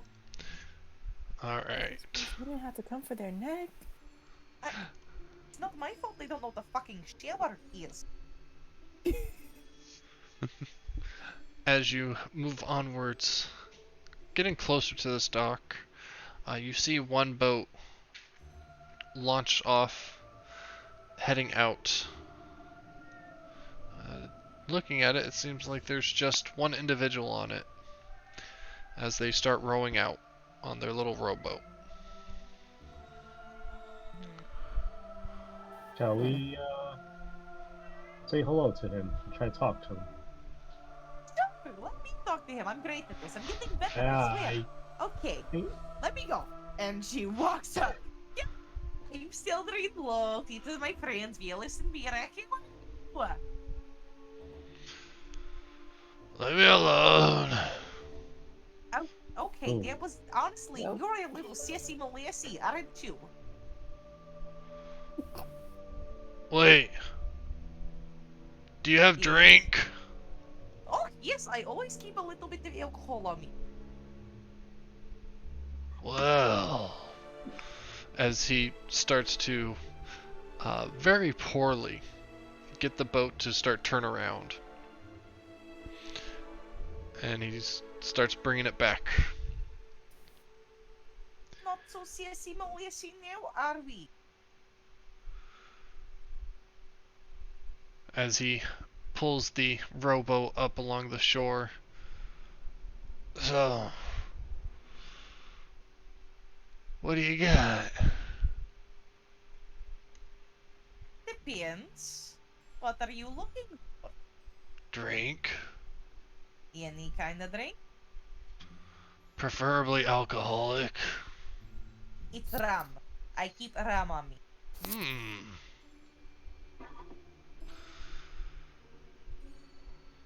I don't know what rum is. We don't have that here.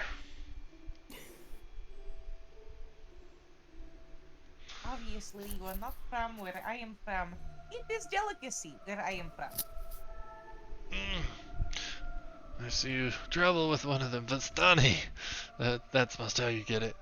Yeah, I'll I travel with what? as they point towards Valis. Alice Oh. gives him a polite nod. Yes, I suppose, but this is from my. You know what? Whatever. How are you doing, sir? I'm a little busy trying to go catch some fish. Oh, that's nice. Is this more of like a fishing village, town, city, country thing? Not especially. Oh, okay. Just But it's a good. way to pass the time and get some food, maybe some coin. Nice. Hi. Say, why don't we have a nice chat in exchange for my alcohol? Even though I honestly really wanted my.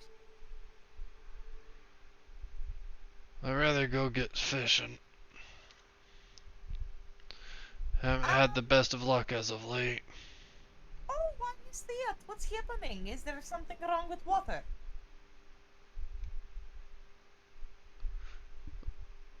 I don't know. Maybe it's just the spot in the lake. The weather's almost always the same.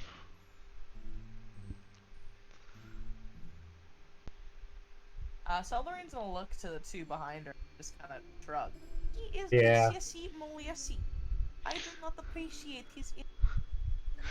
I will say Before- that looking in his boat, because you guys are standing, you would be able to see that he has a large sack with him that seems quite full of something, as well as a fishing pole and a box in front of him. Who do you fish for? And if we follow the road further, do you know where it leads? Well, of course. Take the road from the dock, you'll end up at Valaki. Oh, excellent. Be sure to get into town before it's dark out, though, as it isn't always easy to get back in. Okay. Why is that? Appreciate the advice. Well, they have a tendency to close the gates. Alright. And do you hail from Valaki?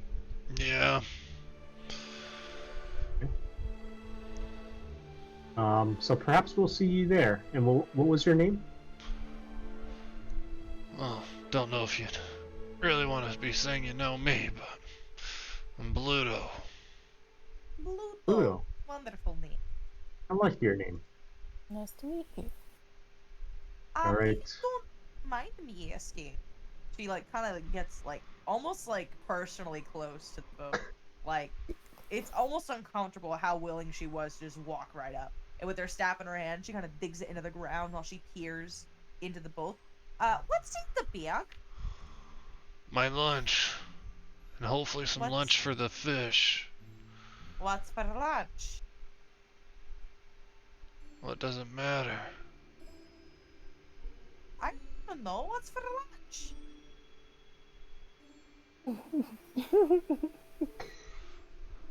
Matters to me, obviously. Yeah, she's just gonna step a little closer to Seldrin and like put her hand on her shoulder, like back up a little, give him personal space.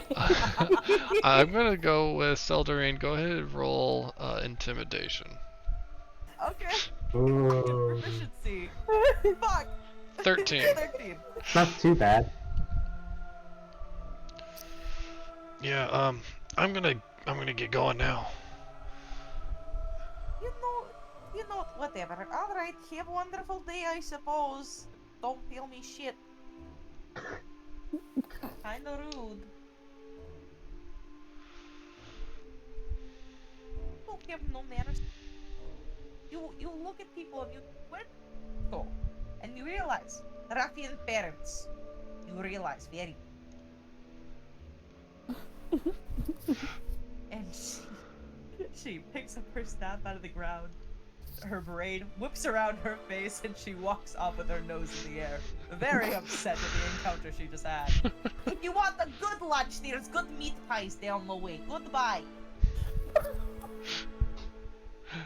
As you head off, stomping away, the individual rows out into the lake a little ways. As you guys begin your procession to the town of Valaki. Okay. Let's go. You get a decent amount in before you hear a scream. Ah, shit. Sound. What is this? What kind of sound is it? What kind of scream? Human scream? The scream of a woman. Ah, Okay. shit. Alright, I have to go. My god will strike me down if we don't investigate this. And I go in the direction of the scream. The scream is Yeah, coming yours from gonna- the middle of the lake. Oh, Oh, what the As heck? you look back, you see Bluto is apparently having some sort of altercation with a woman in the boat? in the boat. What do you Ha! say? How far out would you say this man is? At this point, about 200 feet. 200. Alright. Okay. Let's Uh, hop in a Spare boat. Yeah, is there Yeah. any boats we can Yep, hop in? there's 3 more rowboats. As you guys start Alright. heading that direction, you see the girl fall into the water, the sack Oh, shit. still around her legs. Oh Okay, shit! no, we have to go. Oh, We have to go. We have to go. Alright, we're And- rowing over there. Yeah. We hop we in a go. boat and go. Alright, as you begin to rush forward, trying to go out there to help this woman who has fallen in the water. Going to go ahead and go with a series of skill checks, a skill challenge, to Okay. try and assist, try and help out, and deal with this situation. So, getting out to the rowboat, how do you guys want to navigate or propel yourselves out into the water? Well, I was hoping to, like when those guys do the what is it, the is it called a rowboat or the sport? You know, when a bunch of the guys are on the boat and they're all rowing in sync. Yeah. And you know the guy that's like at the head of the boat. I don't know what you call that. The Helmsman. yeah, whatever, that guy. And he's like kind of like trying to, I don't know what he does. He just like cheers everybody on to roll harder and harder. I was hoping that I could cast spam guidance while sitting up in front and trying to help them row. Okay. Alright. Yeah, so Chiani and Jaden, if you guys are, or Chiani and, oh yeah, I don't know, Mira and Soldarine, if you guys, as you get in the boat, are guided by Valis to start rowing hard, if I can get athletics checks from both of you. Man. 1d4 to that. Son of a bit. I can roll the 1d4. So that's a 14 on the first one. 13. 13, Oh, so I'm exhausted. Oh, yep. And that's just a 9 on 9 Mira's. for Mira. I appreciate it. Alright. So I guess the boat is going in circles. As you guys are able to make out a good amount of distance,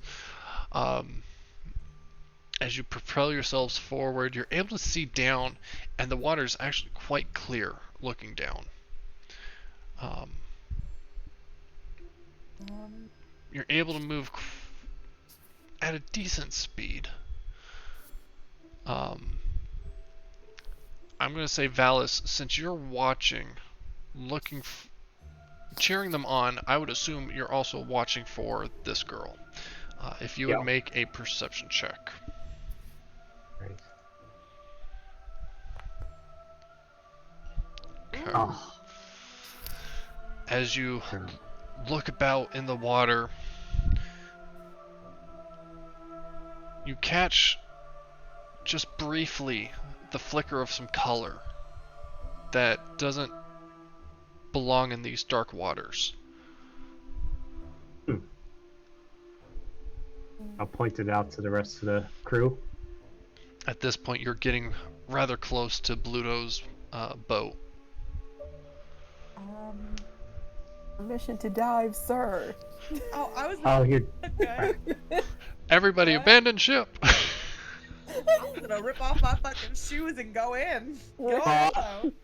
I was going to. Okay, yeah, I guess you could do that. I was gonna lower a rope, but no, with these guys there. I was just gonna rip off my shoes and dive. Okay. Oh wow. I'll go stupid.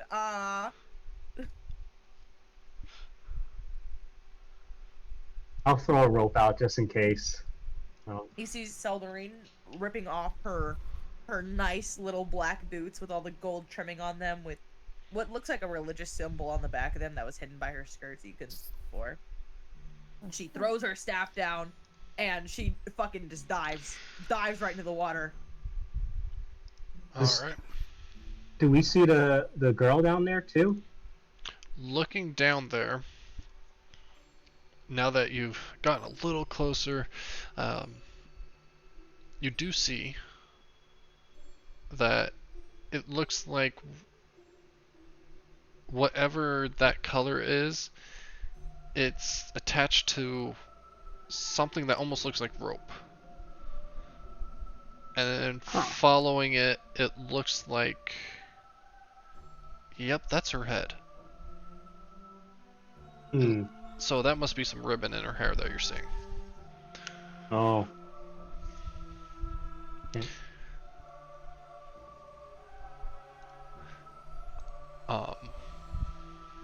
There's Bluto for you guys. Ew. Oh, I don't see it. Oh, there we go. Let's Oh, kill had him. we known that's what he Oh, looked God. like, we would have. I would have never approached. My heart just jumped out of my chest. Hold on. Bluto jump scare. Yeah. For real. As you guys let Seldarine dive into the water, Seldarine, what ability do you want to use to swim through the water to get down into her? I'm thinking athletics for the swimming. Yeah. And athletics because of the diving, I'm going to need a Constitution saving throw. As she jumped in, could I have touched her with some guidance right before? I would allow that. Okay.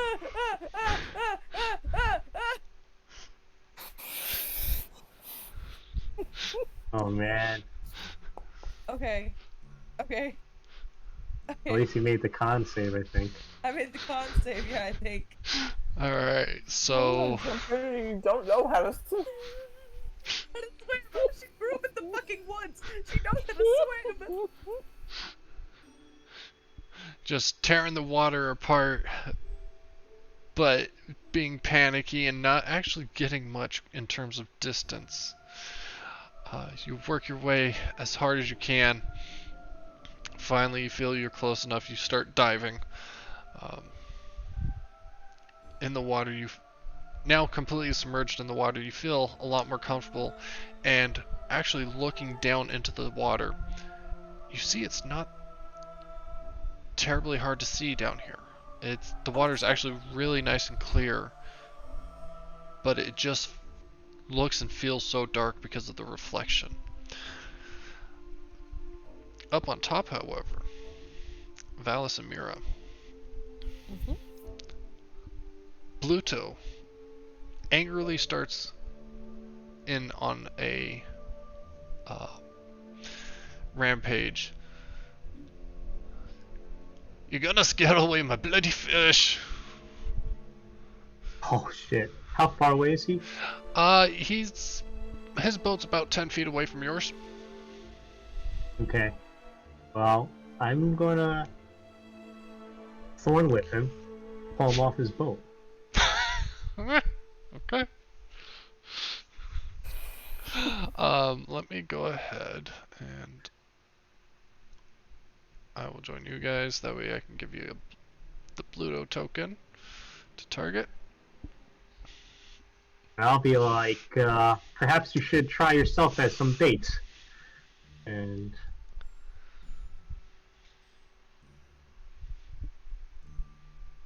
try to thorn whip him, pull him off. Oh, it says he's 135 feet away. Even though he's 10 feet away. Yeah. Okay. Oh, it might be in free movement. Is that why? I don't know. I don't know either. Well, there we go. Oh, I didn't have him targeted. That's why. Oh. There we go. Probably Had something else targeted. That's good. I didn't want to hurt him too much. No, I want him to die. As you pull him into the water, and you just see him start splashing. Looks like I caught a big one.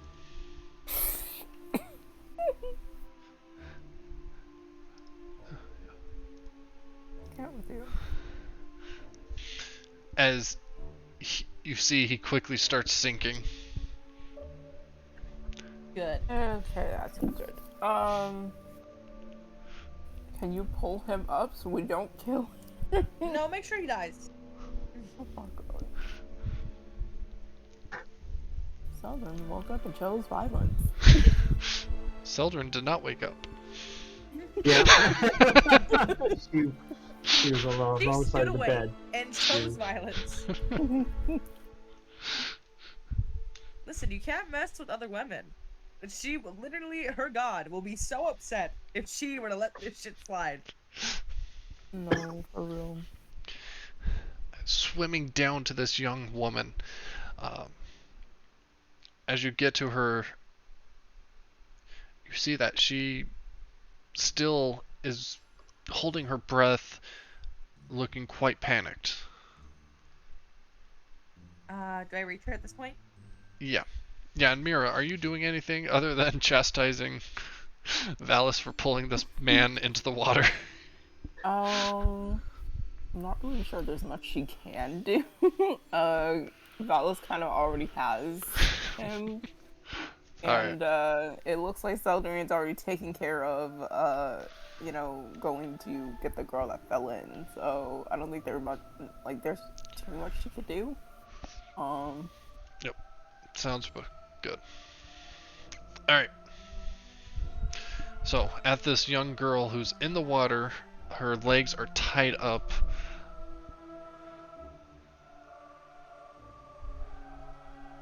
Seldarine is going to grab onto. Is she wearing like a shirt, like clothing? Yeah, she has clothes on. She's going. I'm assuming since she's in the water, her clothing are kind of like floating around her almost. Assuming it's like loose enough.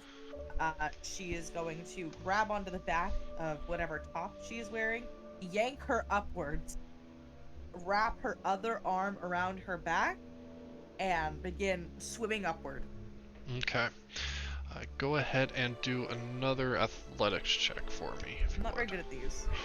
Yep, I would say so. Hey. As you start trying to push yourselves upwards, you find you're not making any progress as taking on the second person, as she now looks like she is fading. Oh shit, no! And you I'm feel so bad. yourself losing oxygen quickly now. Valis and Mira, you see that Seldarine is not making much headway. Okay. How And far it down? looks like she's struggling. At this point, I would say about 40 feet. Oh, lordy. And how far has my rope gone down into the water? That was something I threw out in the beginning. I would say about 20. Shit. Can I try shoving the lady upward, instead of swimming up with her? If that makes any sense. Yeah, it does. Generally, laws of physics. When force is applied, one force or equal force is applied to the other object.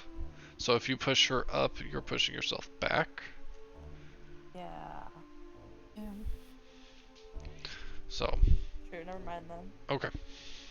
Well, this is what I'll do. I'll quickly tie the rope to the boat just to make sure it stays there in case we need it in a little bit. All right. And I'm gonna jump in, and just so you know, I am wearing breastplate, and I don't know if that helps me sink a little bit lower. A little faster. Yeah. Okay. All right. So go ahead and make a sleight of hand for the knot. Okay. And can I be casting guidance on myself right before that? I don't have time. Yep. But once you You get in the sure? water, you're not going to be able to use it. Or you're not going to be able to... Once you get in the water, you're not going to be able to cast again because verbal underwater. Kind of an issue. Underwater. Okay. That is something to note. Okay. Unless, of course, you have some sort of breathing underwater. So. Okay. So the guidance lasts for a minute. I'm not going to use it on the sleight of hand. I'm going to use it for when I'm in the water. Okay. So I'll do sleight of hand right now. Ooh, not 19. bad. Okay. Very nice. Yep, you quickly throw the rope underneath the seat, tie it together, and in you go. Okay. And I'll jump in. And, yep. Sinking quite quickly, rope in hand, you're able to slide down with your weight, pulling the rope down to where you need it. You're able to get to the other two in a really quick time. All right, and I'll hand the woman in Seldarine the rope. As you start sinking with the rope, Mira, Mm-hmm. the boat shifts quite heavily with the rope pulling on the boat on one side. Okay. I need a strength saving throw as you go to the other side of the boat to try and leverage so it doesn't capsize. Okay.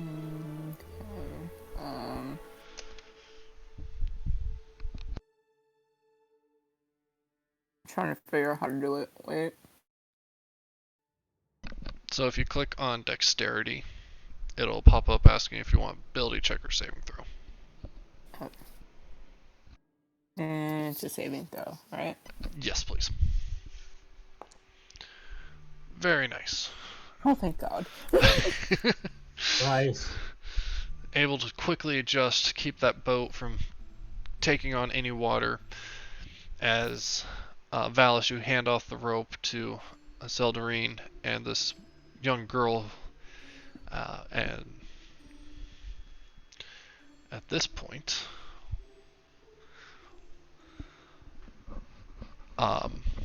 Seldarine, pulling yourself up, I would say would go ahead and do an athletics with advantage.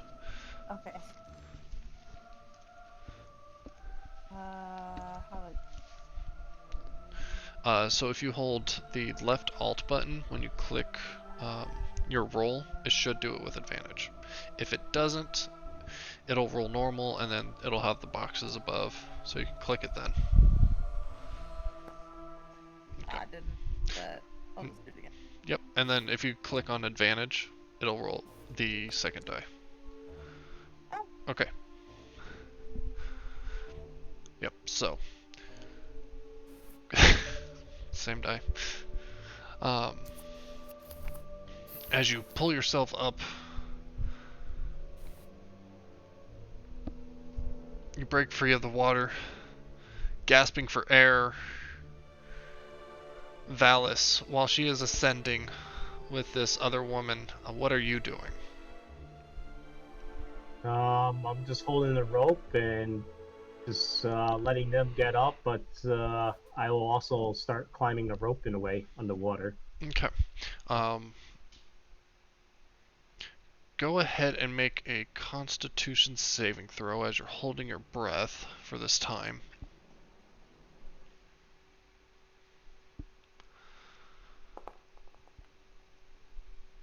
Yep, not an issue for you. As they ascend, they get out of the water, back into the boat. As you're ascending, you notice something about the water. Not only can you see fairly clearly, you also don't see many fish.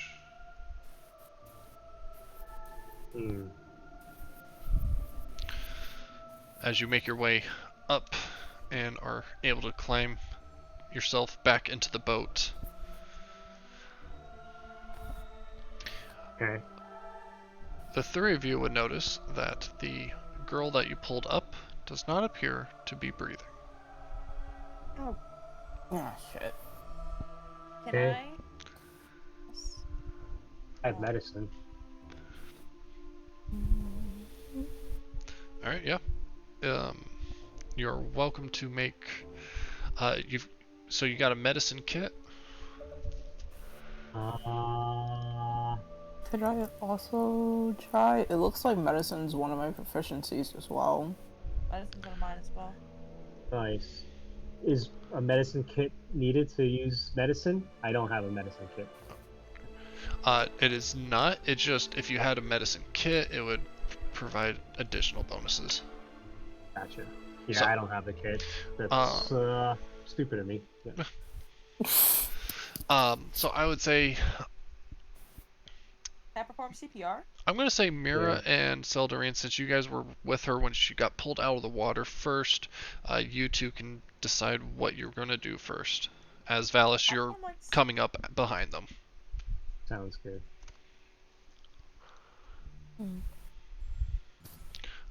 I'm gonna try to perform my CPR. Okay. Yeah, that's what I was thinking. Yeah. Yeah. I'm gonna actually say, since Mira, you would be the one pulling her in, you would probably be the first one to react. Okay. You can do it. Please, please. Nice. Yeah. Thank you. Alright, so there's one. As you start performing CPR, you're able to get some water out of this girl when you push on her chest, and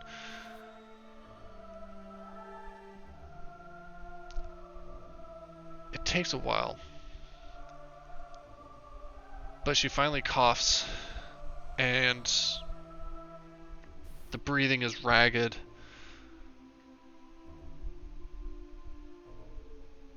But then she kind of still slumps down. Oh, shit. I would say at this point, all three of you are back in the boat. I just cast. Hold on, wait.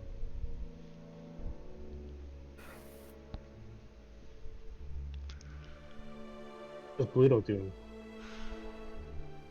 Looking back down in the water, Hold on, Yeah. is it- Bluto doesn't look to be doing too good.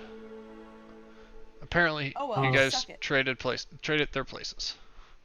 I don't care. He I suck. kind of want to interrogate him to know more. No, you said? Nope. He stayed on there. You can interrogate him and then push him back in, if you wish. But there's something strange about this lake, and I want to learn more. What was his purpose and all that? I mean, like, yes, as long as he gets to die afterwards. Okay, I you guess can I probably might- intimidate him. Maybe. Would cure wounds help her in any way? Or no? Maybe. Fuck it, we Oh. ball. I guess I'll try it. Is she? The water came out. She's still not breathing right now. Correct. Oh, I missed that. Okay. Yeah, I'd like to cast cure wounds on her then. Okay. Cast spell. Boop-boop. Very nice. As you put your hands on her, releasing your magical energy into her, you see her eyes open, but then she kind of squints and shuts them as she is just shivering. Okay, alright. And I'm gonna take off my blue jacket, get on top of her, and I'm gonna start like rubbing her shoulders slightly. It's alright. It's okay. Alright, come on. We got you. I got you. Lorraine, I'm taking care of you. You're okay. I And have a she's trying to be as question. gentle as possible. Have we cut her loose yet? No, we have not. You can cut her loose. I forgot about that. I'm just gonna do that with my dagger real quick. Just Okay, cutting the sack. It's pretty straightforward, simple sack. As you free her from her bonds. Valis, are you diving back in to go get Bluto? I wasn't gonna dive back in. I was just gonna thorn whip him back up. Oh yeah, he's a little past Thornwhip. He has a little more weight, so he's sunk about as fast as you did. Okay. Well, I tried. That's it. well, Well, she's dead. Let's go. Alright, honey, I'm getting you now. And we're just gonna head back, I guess. Oh, actually, I would like to go to his boat, though. Row closer to his boat. You said there was a box in there? A small Let's little check that box. out. And we'll go to the boat and go towards it, and I want to see what's in that box. Okay. As you get closer to his rowboat, you see the fishing rod, and you see all sorts of tackle is just sprawled out about the bottom of the boat. and the box is broken open.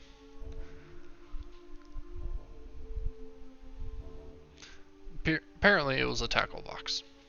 Oh, God. Okay. All right. Well, it's just a tackle box. We can go home now, or to town.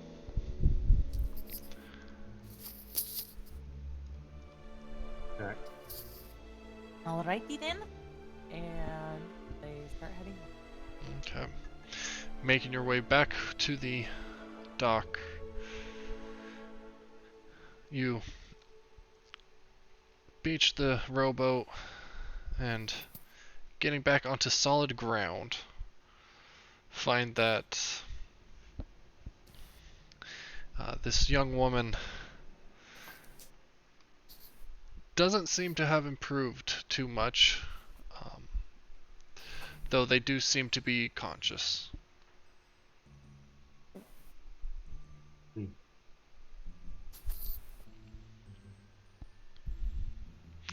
Looking over them, they seem a little different than, or quite a bit different than Bluto, but they seem very familiar in the sense of they appear to be Vistania, part of the Vistani culture. Okay. Well, we ought to take you back to town. Looks like you had a close one. I don't think. Can we start with a fire? Oh, Oh, of course. yes, of course, love. Of course.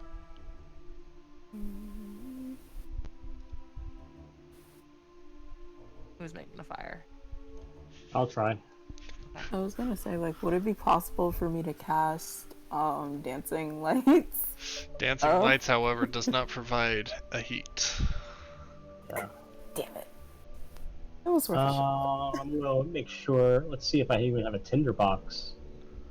I do not have a tinder box, but for some reason I have candle.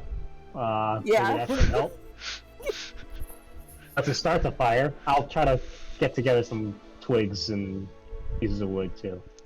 Yeah. Maybe some driftwood.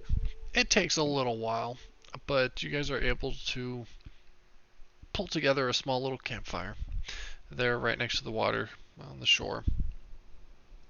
And at this point you feel the cold air starting to creep in as the girl starts to warm up, even though she is still soaking in these cold, wet clothes. The whole time just shivering and saying as little as possible. I'll take my bedroll and put it around her shoulders. Try to let her dry herself off and get some heat. I give her my jacket for now. Yeah, I was like thinking maybe I should give her my cloak as well.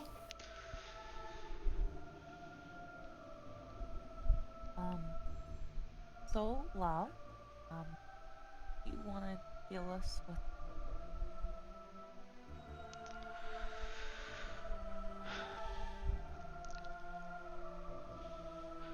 I would rather just go home. Okay, alright, we can take you home. Don't even worry about it. Where is home exactly? Just on the far side of Valaki. Okay, take you there. And looking at her, she is maybe 12, 13. Oh, baby. Yeah, no, I would have died if I didn't try and save this little girl. Okay, alright, why don't you want to stay here for a second and look up, or do you want to start going down? Honestly, both. Oh, As she starts crying. and don't cry. Seldarine is going to gently kneel down next to her and kind of like sit crisscross applesauce and she pulls the girl into her lap and wraps her arms around her gently, her skirts kind of like falling onto the girl's leg, and starts like almost rocking very soft. It's all right. It's okay. I think you gonna be okay. And this very soft look on her face comes over as her hand like very gently rubs on her shoulder, and the other's just wrapped around her securely. Nothing's gonna happen.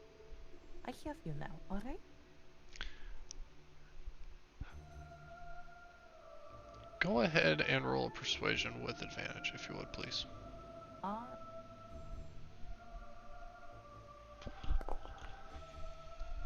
roll advantage. Okay.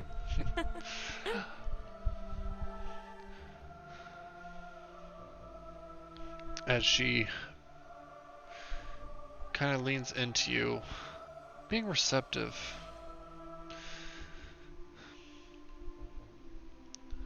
Thank you.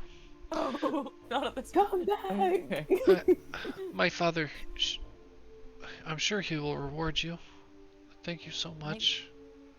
I do not seek reward for what I only wish to serve and protect. But it is our way to thank people who have helped us.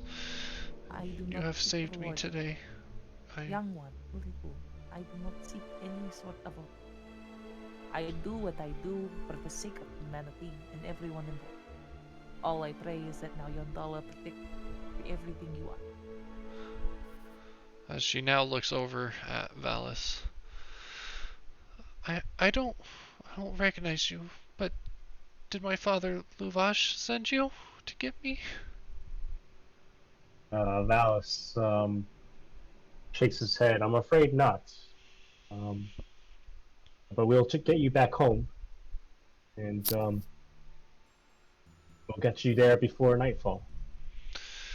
That's a promise.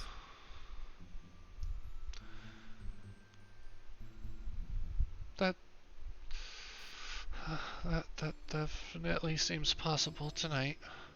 Though, before nightfall I'm skeptical of. The Oh no. moon rises Well, pretty quickly. We'll get you home as soon as. Alright? I appreciate that. Alright. Shall we get going again? Indeed. I wish I could keep the fire with us. But I would yes, so do it. You can keep my jacket. Yes? I will admit it's a little soaked. Do you wish for me to take it back then? Yeah. Okay, alright. And she takes it, and usually it's something she'd complain about, but she just kind of sets it over her shoulder and just nods. Alright. Do you Or do you wish to want walk on your my- own? Yeah, I can walk on my own. What? She kind of just like extends a hand. She wants to hold her. As she kind of just keeps her hands tucked under her armpits. You can every now and then see her slightly shiver. As you begin your walk once again towards the town of Alaki. Okay. As you approach from the north side, coming down, getting to the gate, you find that the individuals there look to be preparing to close the gates. Hold on. Hold the gate! Hold the gate, please! Everybody. Celdering kind of speeds up and kind of like tries to push the girl along with her as gently as possible. Come on. But we won't be able to get around. Or out. What do you want? What's... Oh? When they close the gates, they don't open them till morning. Try to get the attention of the guards to wait for us? As you're charging forward, Valis, they do come to a stop as they look questionably as an individual with a mask approaches. Southern I'll is take my not- mask off. Oh, Hey, sorry, what did Sutherland say? No. never mind. You do you, man. Hey, I missed that. What happened? You said you'd take your mask off, and she went, "Oh." Surprised her. Yeah. Oh shit. And I'll just tell him there's a girl that needs medical attention.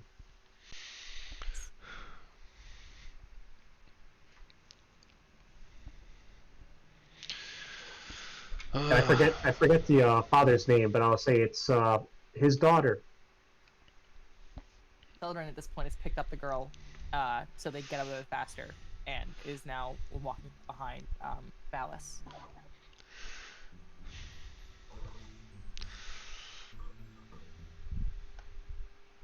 The daughter of Luvash, huh? Yes.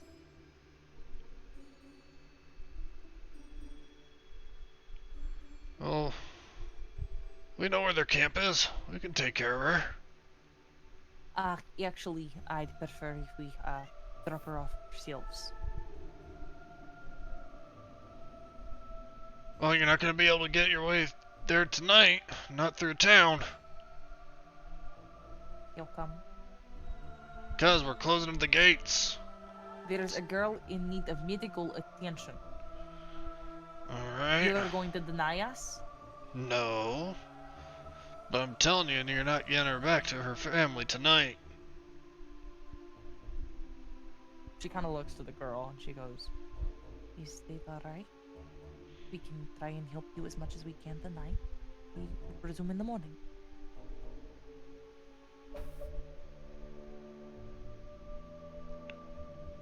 As you just feel a nod against your shoulder.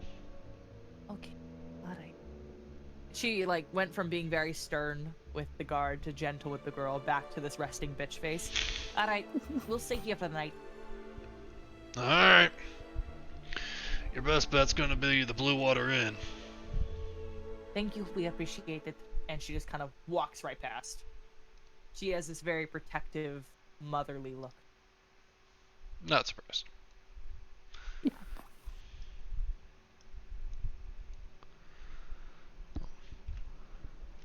And then she stops, hold on. Where is Blue Water Inn? I was just about to ask that, like, where would that be exactly? Asking the real questions. Continue down the main road. When you hit the intersection, it's there on the west. On the west? Oh, alright. Thank you. And then she just keeps walking again. She didn't even turn to look back at him. She just keeps walking. Thank you, sir.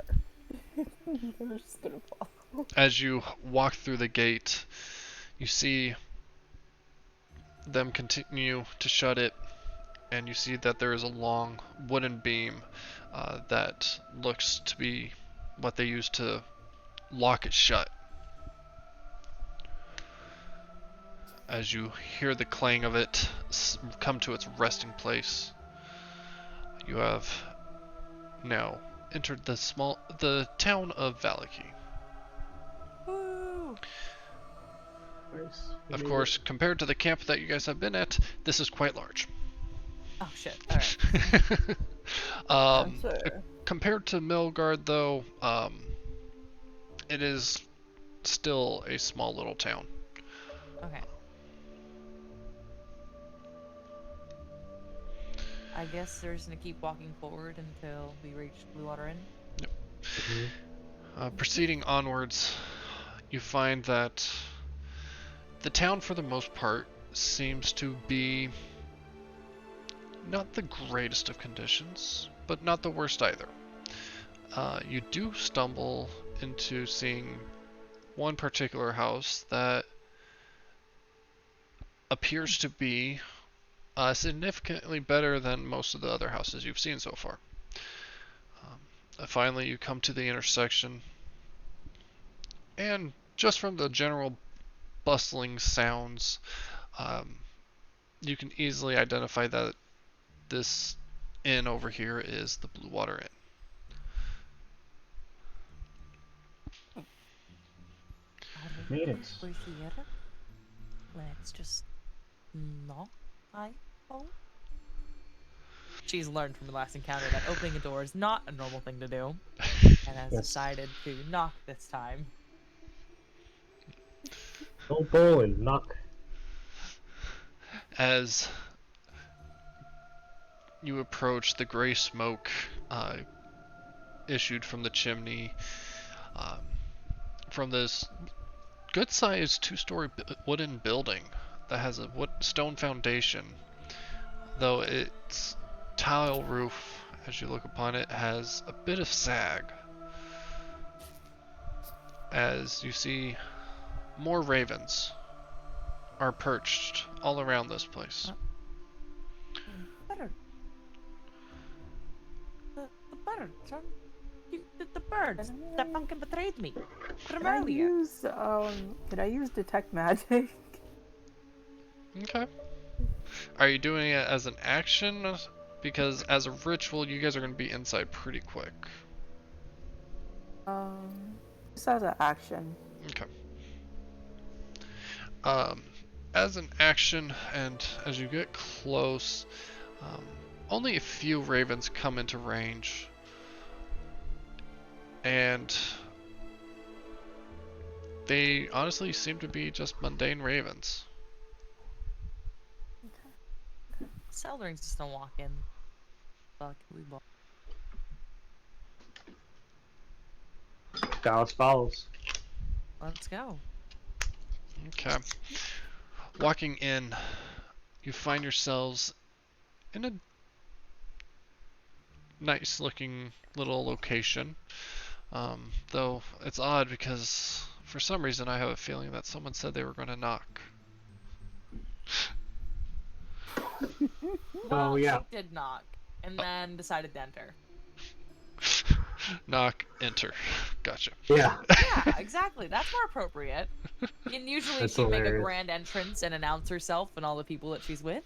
This time, she was quiet about it, because she had the little girl on her arm, and she felt that it was the most appropriate to be a little bit more quiet about it this time, just seemingly not wanting to disturb the girl.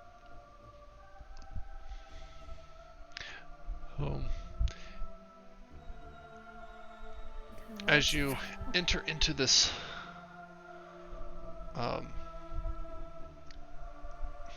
as you enter into the tavern, you find that damp cloaks hang from pegs in the entrance portico, and the tavern is packed with tables, chairs. The pathways are very narrow and meander between them, as the bar stretches along one wall under the overhangs, and then overhanging above the entrance and the far side are balconies.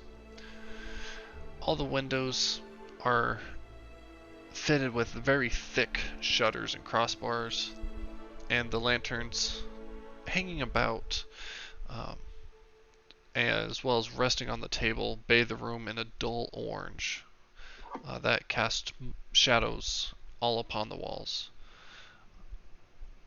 most of which are adorned with wolf heads, and they're mounted on these wooden plaques. Yes.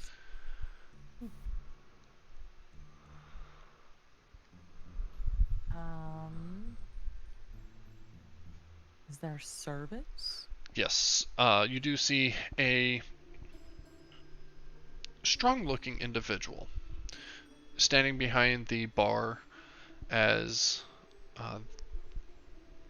they keep working, wiping down the bar. Within the room, there are a few patrons. Saldarine is gonna approach in her classic way. Per usual. Hello, I am Saldarine Low. These are my friend, Bielis and Mira. We are looking to get a room for the night. As he leans over the counter, getting close. And then in a booming voice, Oh my so God. is that so? Oh, okay. Alright, I appreciate your enthusiasm. Usually I would match said enthusiasm. I have a young one with me. If we could keep the noise level just a little bit down, I would really appreciate it. Just for her. But at the same time, Okay. there is no need for whispers. Yeah, no need for whispers, just no yelling. Mira, you've noticed that this man has necromancy magic around him. That's suspicious. But yes,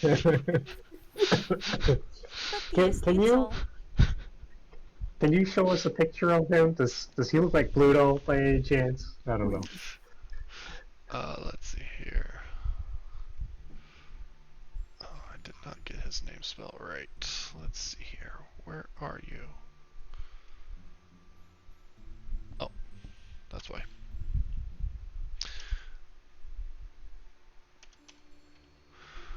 Huh. Come on now. Oh, I know I had a token for you.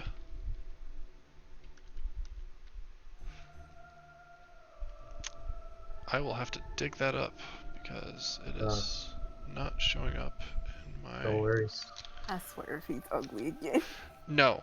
I do have an image of him in my mind. He mostly black hair, strong jaw. There is a streak of white in his hair.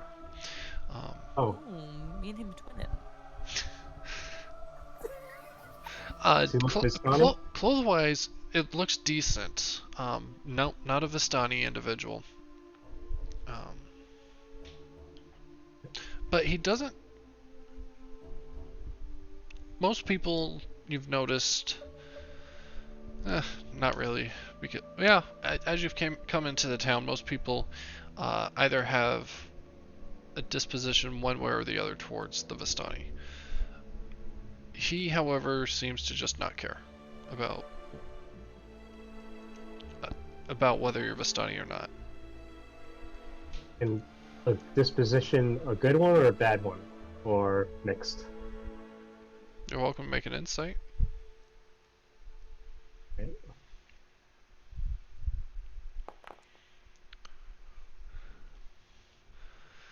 While normally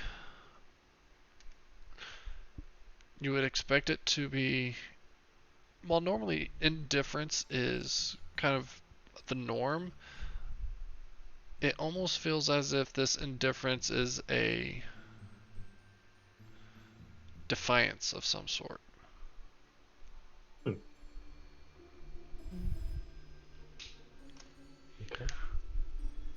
But we are just searching for the one room. One of them for four of you. Yes, that will work. Very well.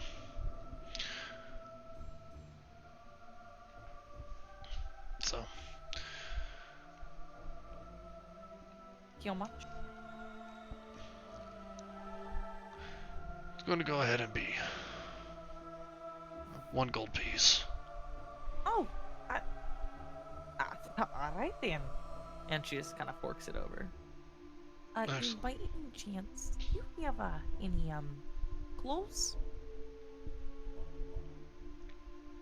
Well, I'm sorry, but mine are a little big, and the missus might not approve. Any size, really? Unfortunate. It's for the girl, For the girl. not for me. Trust me, I don't want any of that. It's for the girl. All my sons, they might be about the right age to have clothes about that size.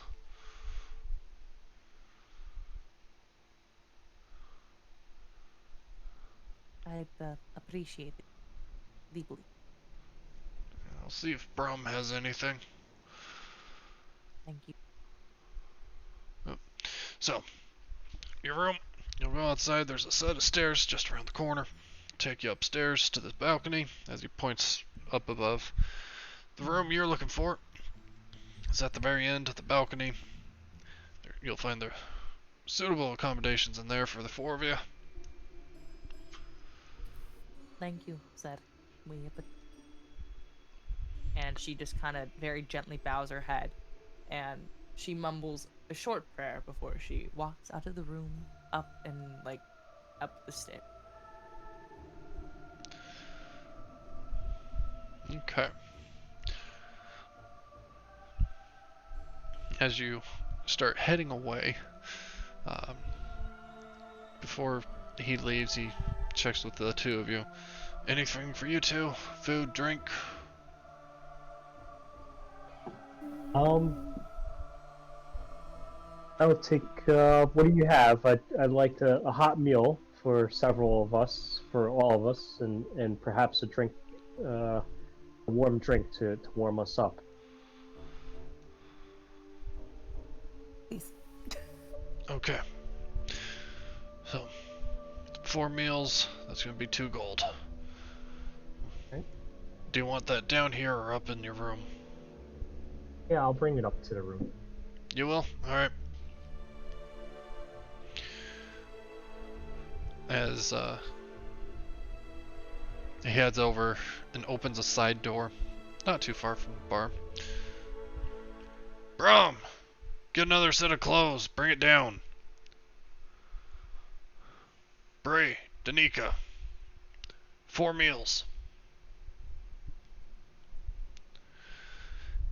As you see a little boy about the same size as this girl dart out of the door and run in between the tables with such precision that you would think that this boy has been running this route for almost a decade, as he darts upstairs using a set of stairs that are inside, going up to the other balcony that is above the bar.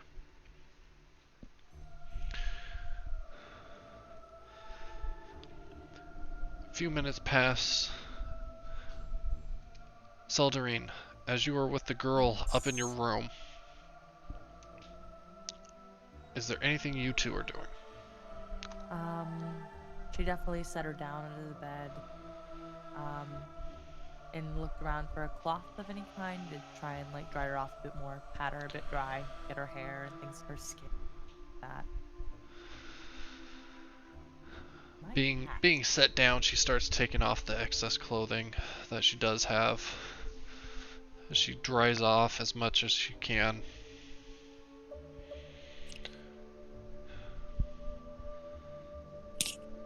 That man was just terrible. I know that, but he hurt me. Promise. Thank you. Never. Did you want to talk about fights? If not, it's completely okay. I understand. No, thank you. Okay. We're getting you slow. We're going to stay here for the night, and first thing in the morning, we'll leave and get you home safe. All right? Thank you. All right, Mira. What are you doing in the meantime?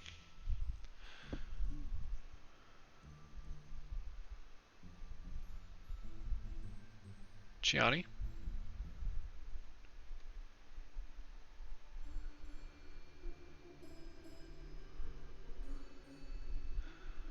Or is it me again? No, I hear you. I can't hear her. Okay. Well, in that case, let's go.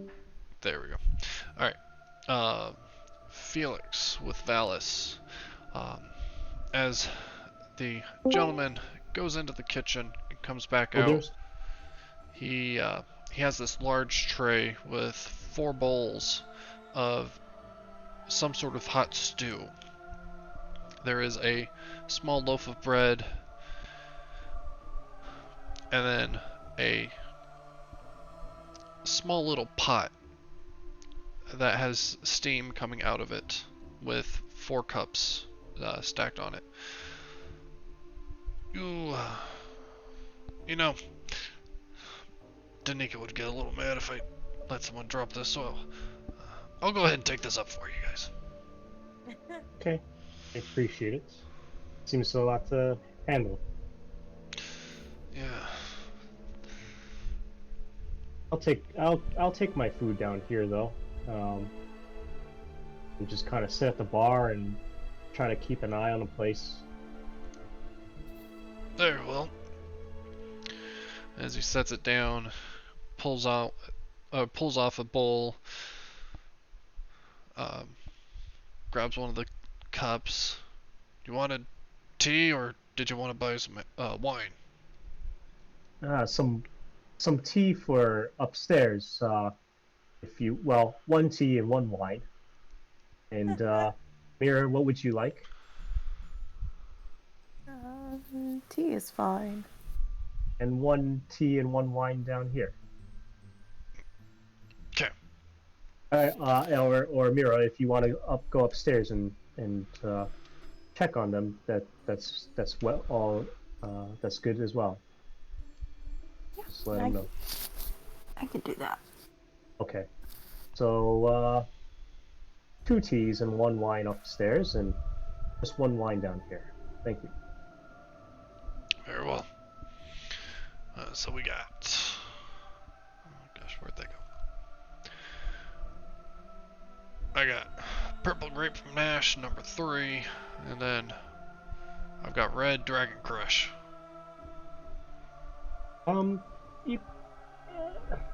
Do I know if Chiani was a red wine person or a purple wine person? I don't know.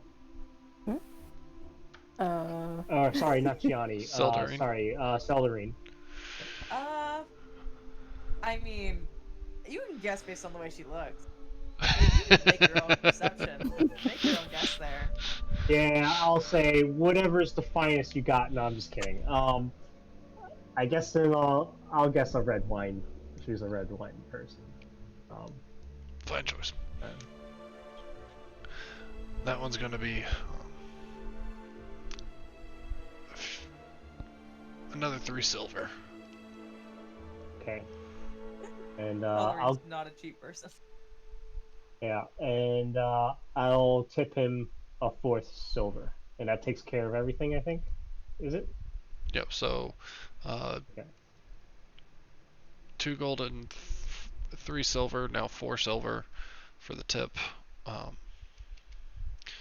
Yeah, that will cover the food, and then Sildarine paid the 1 gold for the room for the night.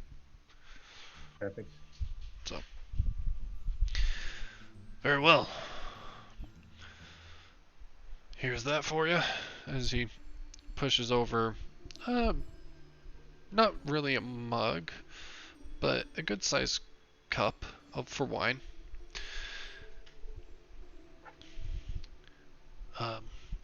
Now, ma'am, since you're going up, and I got these clothes from my boy, maybe you want to make sure I don't walk in on something that will get me in trouble.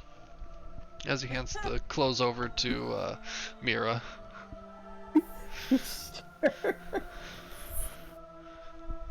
What do you think we're doing in there, sir? She is 13. She is 13, and she was wearing soaking wet clothes. True. That is true. He is being observant.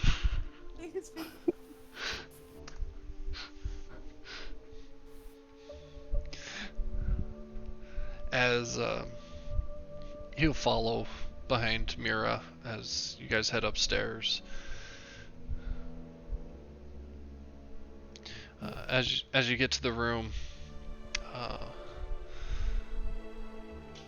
Seldarine, you and this girl, at this point, talking with her, being in the room, getting her comfortable, you actually would have picked up her name. Oh, yay! That way you don't just call her girl the whole time. I've been calling her young.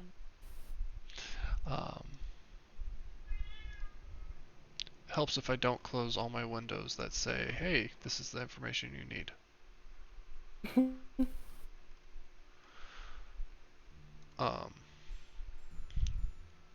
Her name is Arabella. Arabella. Oh, It's such a pretty name. oh, okay. That's so. As you guys get up there, Mira, you find that for the most part, right now, the only thing covering up Arabella is pretty much the blankets, just keeping her warm. Who's there? Oh, It's just Mira. me. Do you have clothes? I've brought clothes and there's food. Oh, God. Oh, alright. Arabella? Okay. No. And it's decent for me to come in with, you know, the hot food. Oh, stay covered for a second. And she kind of like covers Arabella with her own body now. Yeah, come in. Just sit it down and leave, please. I appreciate you. As the man comes in, sets the tray on the table, and makes sure to just look away from the room Thank as best as you. he can. Shutting the door behind him. Alright. I'm close now. Let's get dressed now. Thank you for everything. Don't. As she gets dressed and begins to enjoy her meal with the two of you up there. Valis, as you're downstairs Got me a red one. listening, observing, you notice that for the most part, groups are relatively small. Maybe one person, two people together. However, there's one table that seems to be quite bustling, busy, as two individuals appear to be the center of attention, as people keep talking to them. And as the barkeep comes back down, you see one individual get up from the table and quickly come over. And you can hear they're ordering drinks for all five of them that are there.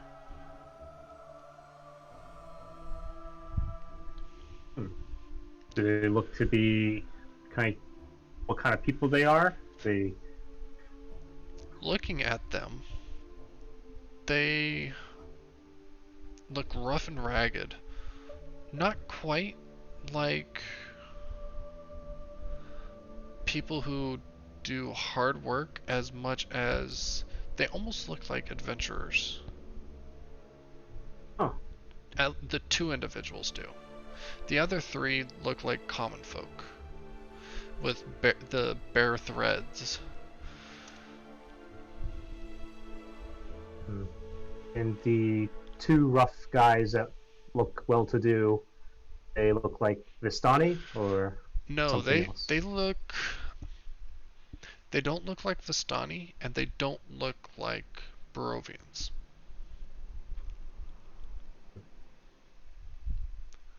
Okay. Let's see here. Like to try to eavesdrop on them. Yeah. Go ahead and make a perception check.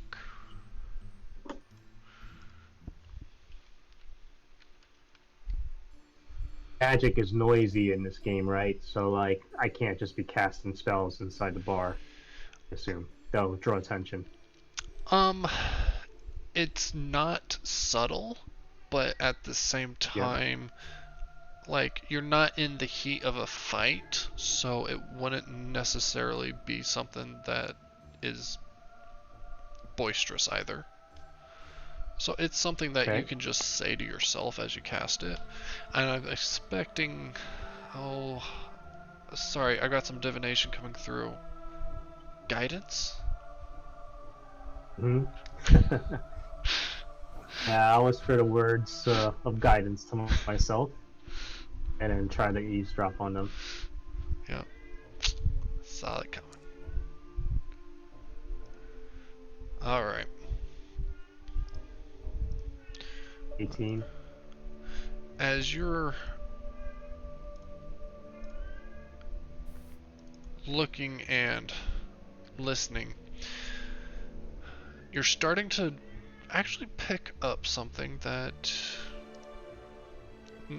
is not only kind of picked up in the conversation you're hearing, but you're also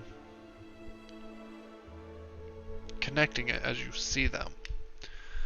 These individuals look to be hunters, and looking about the room and comparing the clothes that they're wearing, these individuals appear to be the ones that have, for the most part, hunted and killed the wolves that are about the room. And as you're chewing over your stew, oh, this is Wolf.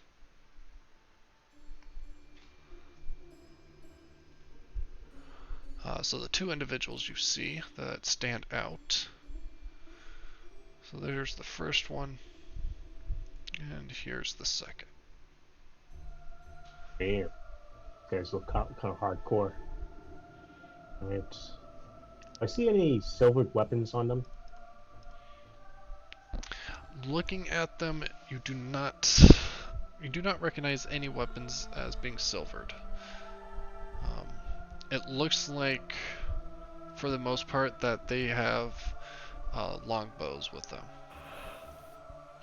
Okay.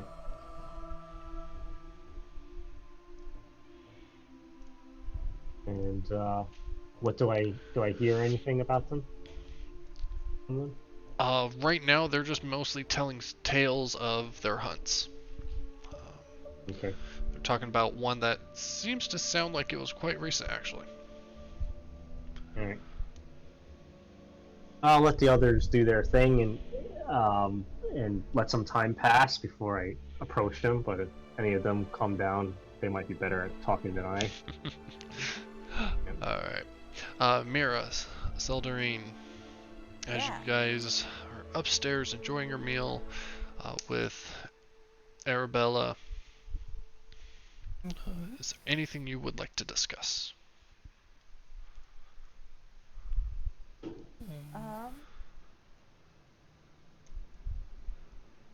Seldarine definitely took care of Arabella to the best of her ability. Made sure she ate, made sure she changed, made sure she was like warm and all that kind of stuff. Was like halfway sipping on the wine she got, but kind of feels bad drinking in front of the small girl, so she's just like setting it down for like 10 minutes and then taking another sip and then setting it down again. But with the girl, she's just trying to make casual conversations, not trying to make her feel bad about anything.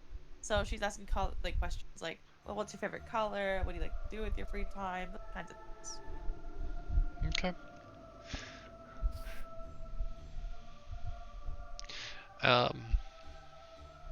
As you're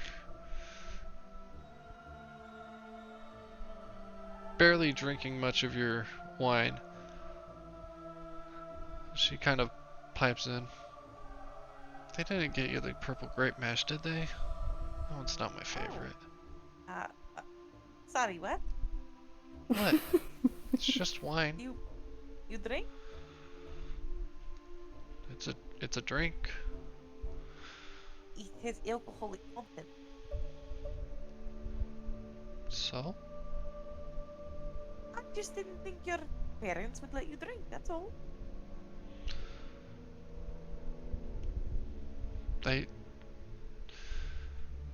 My dad doesn't mind. Your mother does?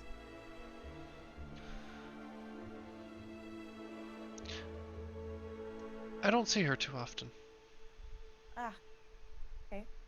And she decides not to press very further. Kind of picks up the cup and looks into it. It's the red one. Oh. Red Dragon Crush. That one's a good one. Do you like some? I guess I should ask before I drink any, how much do you want? What do you mean? How much want? do you? You know you can't drink the whole cup, right? Well, I could.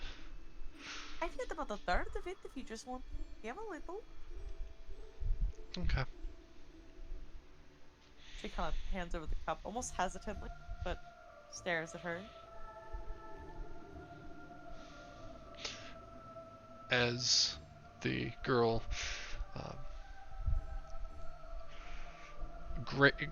quickly, almost greedily, clasps it in both hands and brings it to her lips before looking at you, and you almost see a pained look as she takes a little drink and then hands it back. Is something the matter?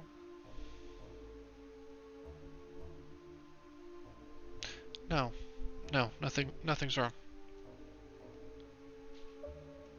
You don't do how do I say hide any drama?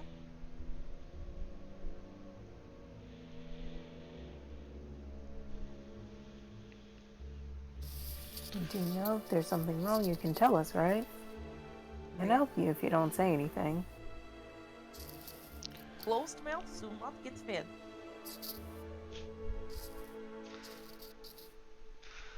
So she drops her jaw. Alright. Lovely. I did not mean that literally. I mean, if you do not say anything, there is nothing we can do to kill. Everything's fine. It will be at least tomorrow when I get home. You just look hurt almost. I give you cup and you look at sad.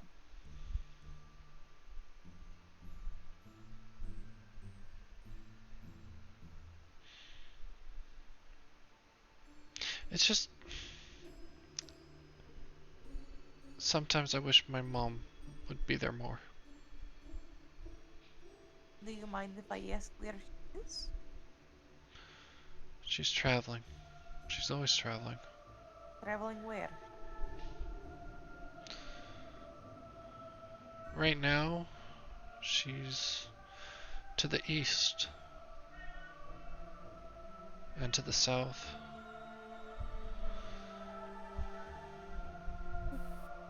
I see. I'm sorry.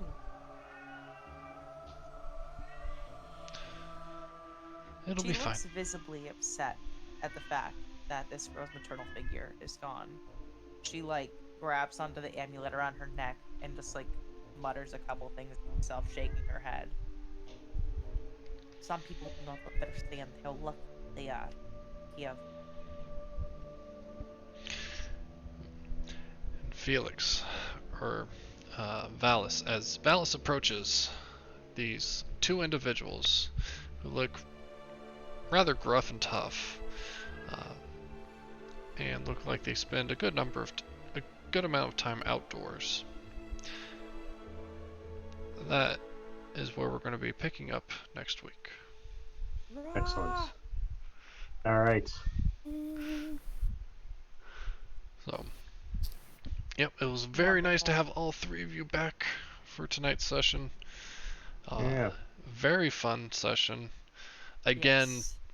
blowing past everything I had prepared. I'm so sorry. No, Sorry. no, it's fine. I love it. I've like I said, I've already ran most of Curse of Strahd before. It was nice because my other group never went to the lake, so that was a very cool experience to get to run that encounter. But yeah, tons of fun. Happy to have you guys here. So Thank you, Sean. And yeah, thanks everybody. Thank you. That was a great session. Indeed, indeed. so you guys have a good night, and we'll talk next week. Yeah. Good night. See you next week. Good Bye. night. Yes.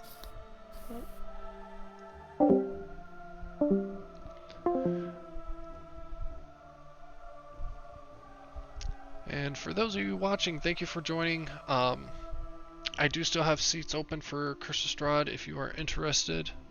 As you heard, we are in session 2.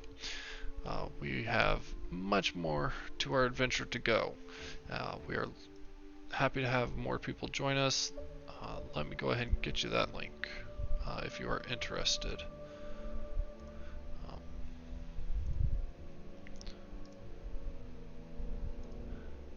I'll go ahead and plop that into chat for you.